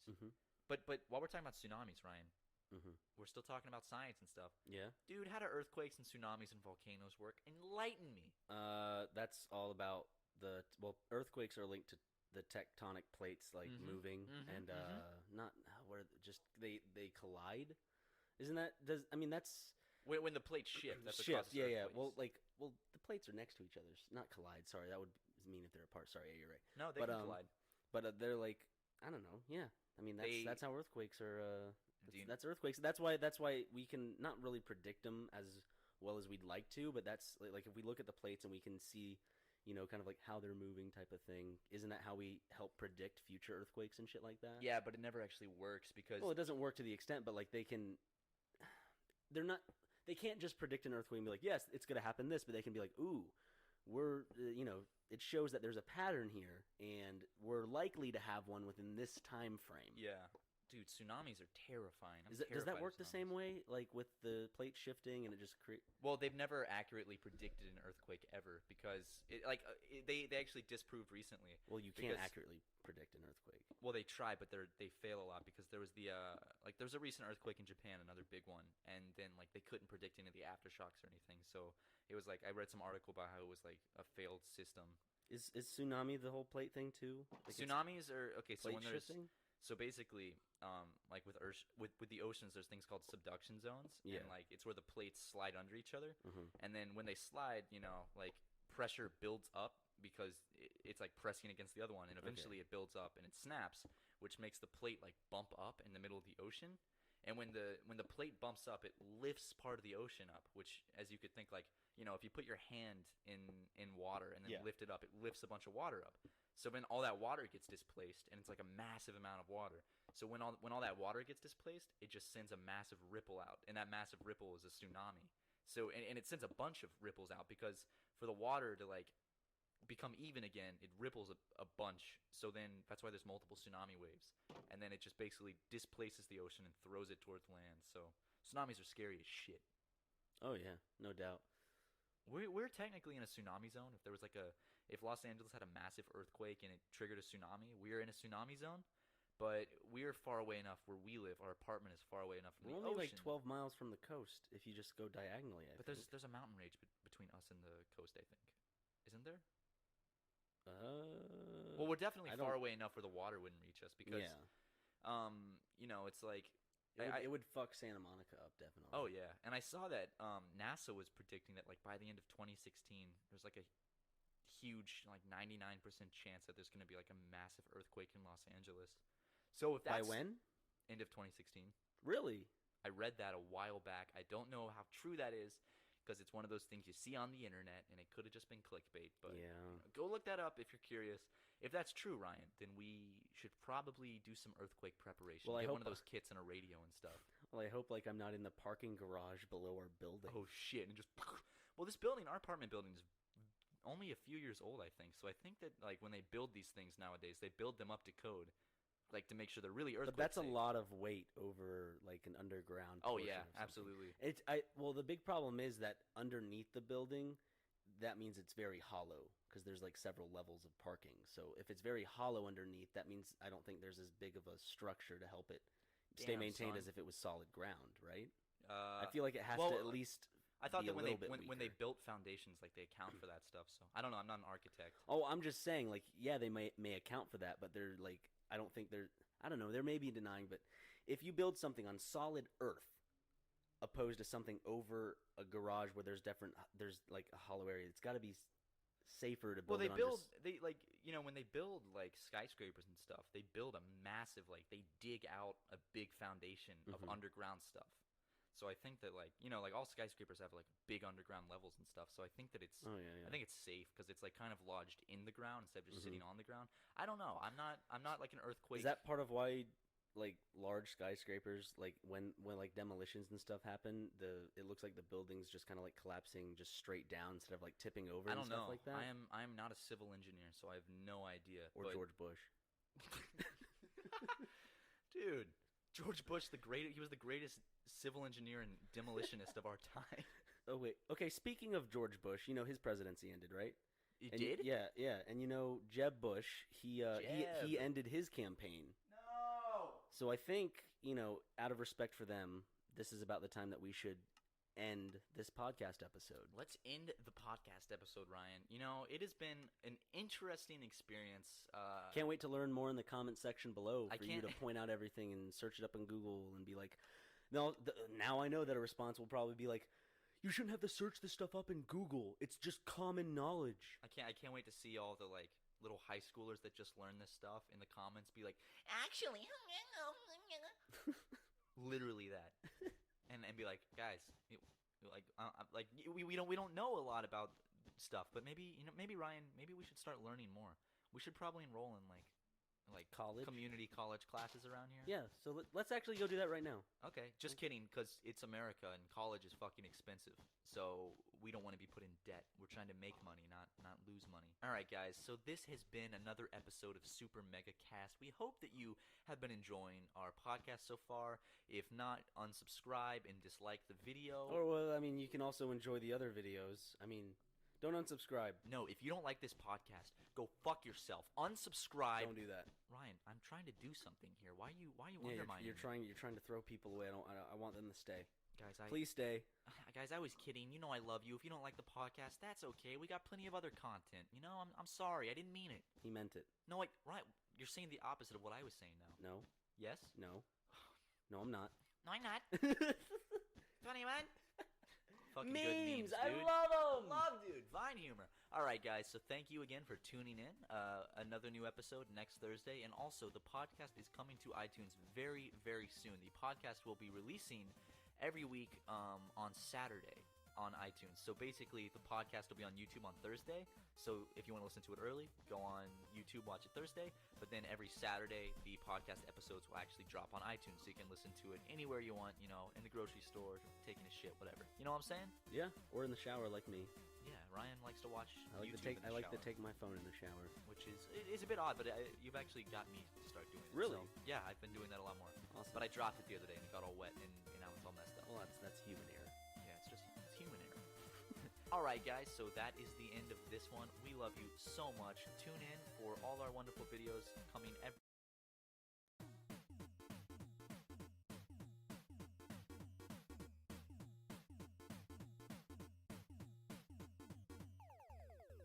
Man, brown paper packages tied up with string. Yeah. That's one of my favorite things. Oh, is it like these are a few of my Yes, favorite that's what it is. things? That's what it okay, is. yeah. Before we started this podcast, I said that, and Ryan was like, "What is it?" Because you said it so monotone. You didn't say it to the thing of the song. I just like hearing it was like, oh. Brown paper packages tied up with string. I was like, what? Yeah, dude. One of my favorite things. Oh man. Speaking of favorite things, in this episode, you will get to know a lot about Matt and I. It's gonna be like a first date between us and you guys, the listeners, because it's gonna be like one of those awkward things where it's just, what's your favorite this? Oh, cool. That's cool. What's your favorite this? Oh, my favorite this? Yeah. Probably this. Oh, nice. So it's gonna be a lot of that. Yeah. So prepare yourselves. We might go off on a tangent or two. Yeah. Probably most of it will be us going off on tangents. Yeah, we'll just have to see. You'll have to sit back, relax, and find out for your fucking self. Okay, Ryan. So it's like we're on a blind date. All right. Okay. Yeah. Let's start. You know, everyone's favorite dude. What, you know, it's because the people listening to this right now, you know, they like YouTube and stuff. They like you, the whole YouTube scene. They do. So great. So what are your favorite YouTubers, Ryan? Let me know. Well, I definitely have a favorite YouTuber. His name's Julian Smith. A lot of people might know him for like the hot Kool-Aid video or the Malk video. Those went pretty viral. I think he started doing his own stuff, and he really got popular because he made these videos about Facebook, and that's fine. That's not why I'm interested in him, but he does a lot of characters like Jeffrey and stuff like that. I just think Jeffrey Dallas. Yeah. Love some of that. One of my favorite videos by him is definitely I Wish I Was a Black Guy, but my favorite video from him is what's it called? Randy. It's so just vintage and VHS-y, and he got the style down perfect. He's a wonderful director. I can't really put him he's not a YouTuber to me. He's a legit entertainer, director. He has a lot of talent. He has really an good eye at it. for Really good at what he does. cinematography. Yeah. So that's my favorite YouTuber. I mean, of course, I also like Rhett and Link and stuff like that. So yeah, dude, I loved when I was. It's weird because like as a kid, not as a kid, but like back in middle school, I loved Rhett and Link when they were first starting out. In middle school, I loved Smosh. Dude, holy shit! In elementary school, I loved Smosh. I remember when Smosh released their Easy Step video. Oh yeah, I remember right when that came out, and I watched it like the first day it was out. And I thought it was so edgy when I was younger because it. he pulled down his naked, pants. yeah, Yeah. And we do that in like every video now. Yeah, and it's fun. We don't do that whole. Yeah, this is something that you guys actually have been wondering. Are we actually naked?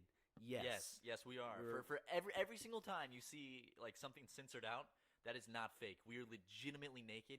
And if someone were to hack our computers or get on our hard drives, like steal our hard drives, you would find copious amounts of footage of me and Ryan's genitals. There's that one picture of you recently with the amiibos where you have your ass spread, your legs up. You did not censor that enough. When Ryan edited the first episode of Shovel Knight, and it was like 5 a.m. when we got it uploaded. So we just went to bed, and I woke up and I watched it, and I was like, oh shit.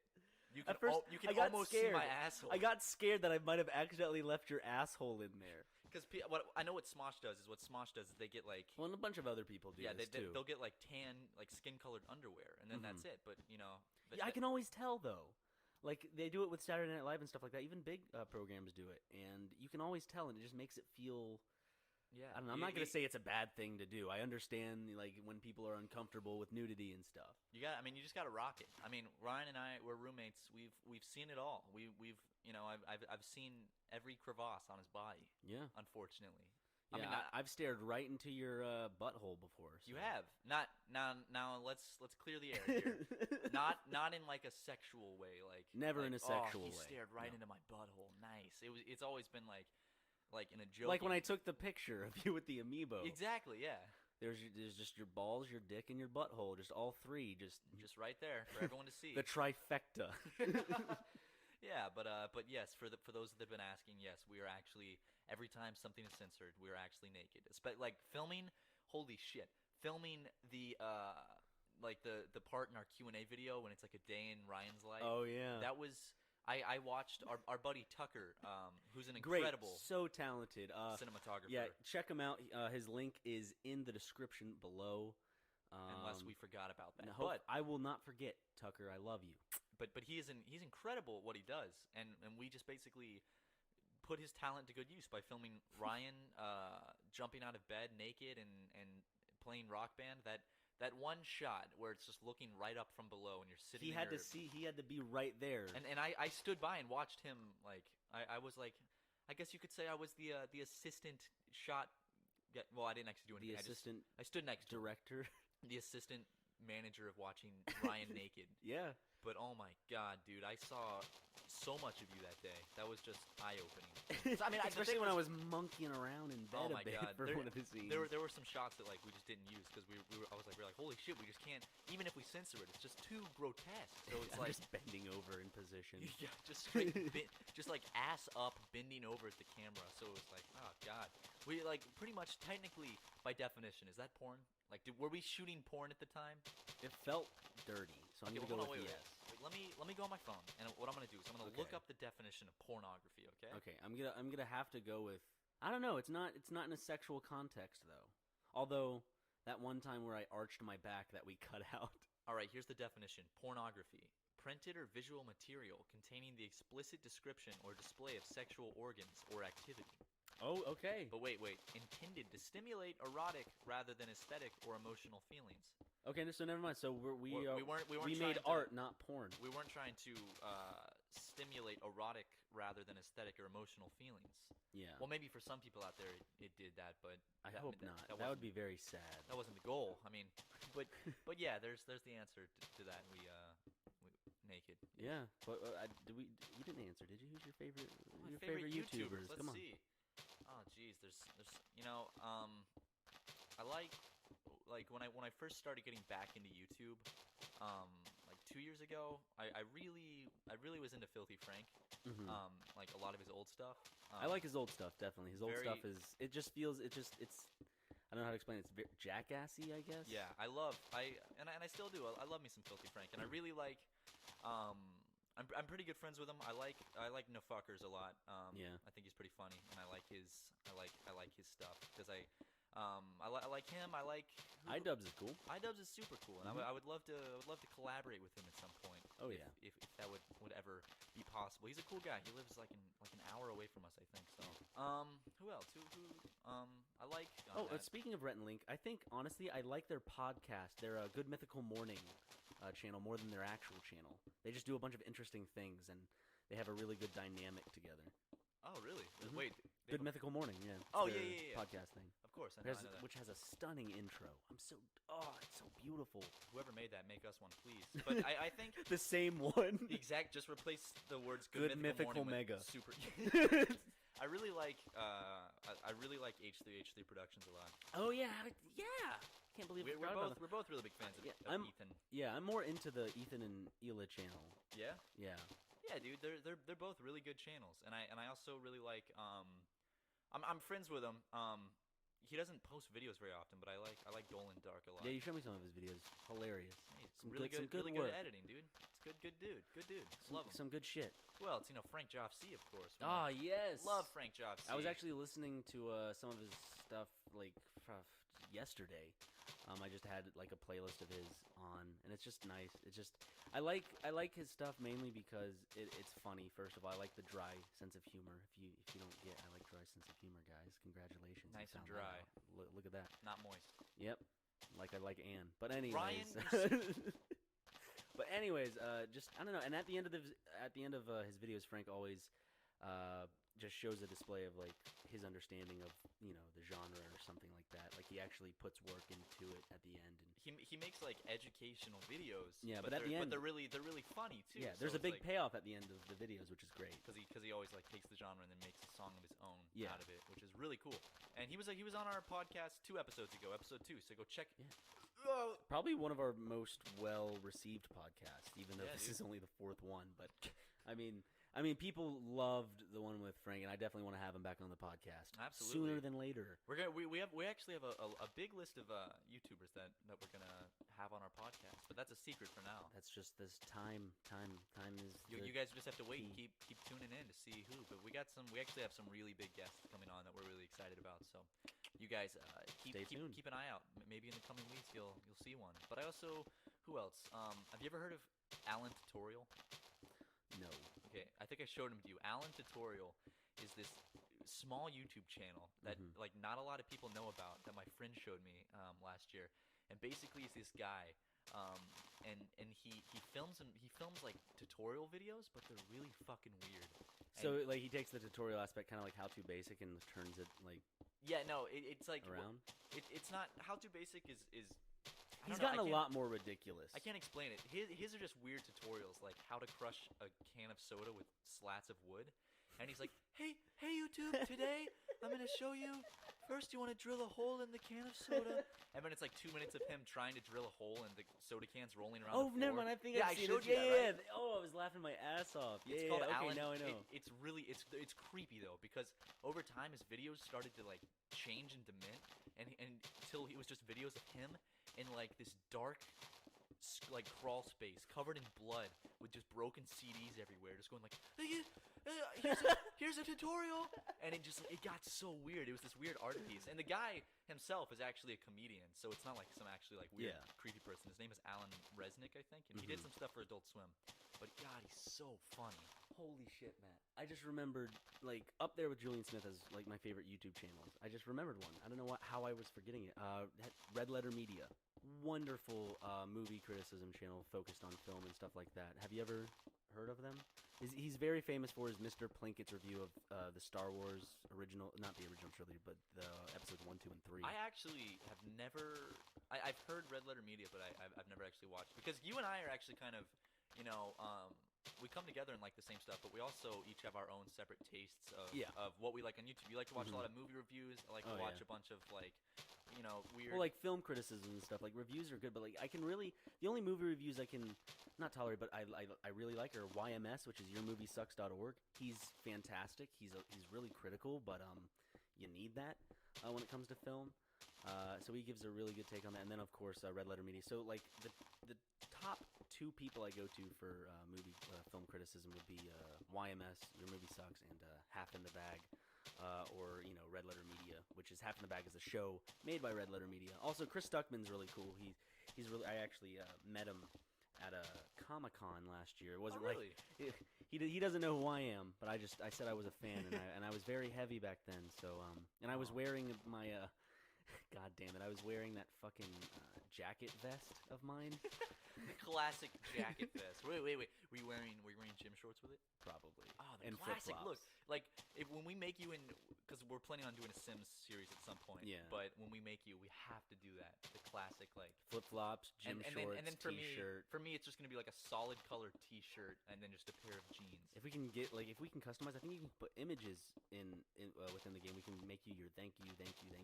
Oh yeah, dude. Because people think that I only own one shirt, even though it was because like we filmed like 3 videos the same day where I was wearing the same shirt. So people were like, "You only own one shirt." It's a nice shirt though. I love that shirt. It's like the equivalent of having like those like bad paper cups that have that like purple and turquoise-ish design. Classic. It's kind of like having that. I want to get a shirt that has that design. I love that design. And after we're done with this podcast, I'm gonna go order a shirt, and you guys are gonna see it in some videos in the future. We're actually gonna order a poster for our apartment. Yes, we are. Papers, please. Because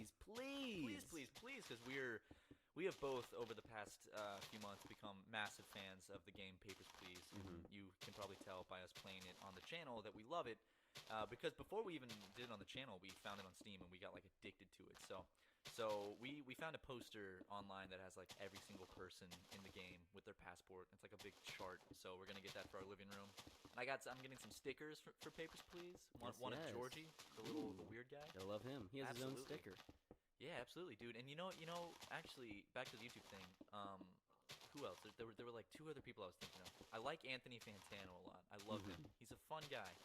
He's a genuinely like nice guy too. Cause He knows met his him. shit when it comes to music. Oh, dude, he is so smart. I met him and I watched him talk, and I talked to him a little bit, and he actually like he is ridiculously smart when it comes to music theory or like anything about just like any genre of music. He's heard of it and he knows all about it, and he can tell you 30 new things you've never heard about it. So he does album reviews. He's called The Needle Drop. He's a fun little guy. It's fun. Do you remember that last channel you were thinking of? Do I need to pry your brain a little bit? Pry my brain, dude. Max Mofo? I like Max Mofo a lot. I think he's really funny. Very, very grotesque, but I like that. Yeah, like the hair. Hair cake. Because Ryan isn't as gag. much. Ryan isn't as much into like. I'm one of the people that really likes like really gross, shocking, like I don't know why. It's just part of me. It just like makes me laugh. Maybe it's because I grew up watching Jackass and stuff, and I love Jackass. I went to go see Jackass 3D with my dad in theaters, that whole volcano. Oh, dude, scene. I saw it in theaters with my dad too. No way. And we went to a dine-in theater, so it was like one with food. We did not order with food, the volcano part. I remember that was a great. I remember that part too. That was a great bonding moment with my dad. Was sitting in theaters watching Jackass 3D. My mom was very mad that he took me to see that. I still remember that. Well, we were talking about Papers, Please earlier, so let's just go to like favorite games. Dude, I don't know. Favorite games.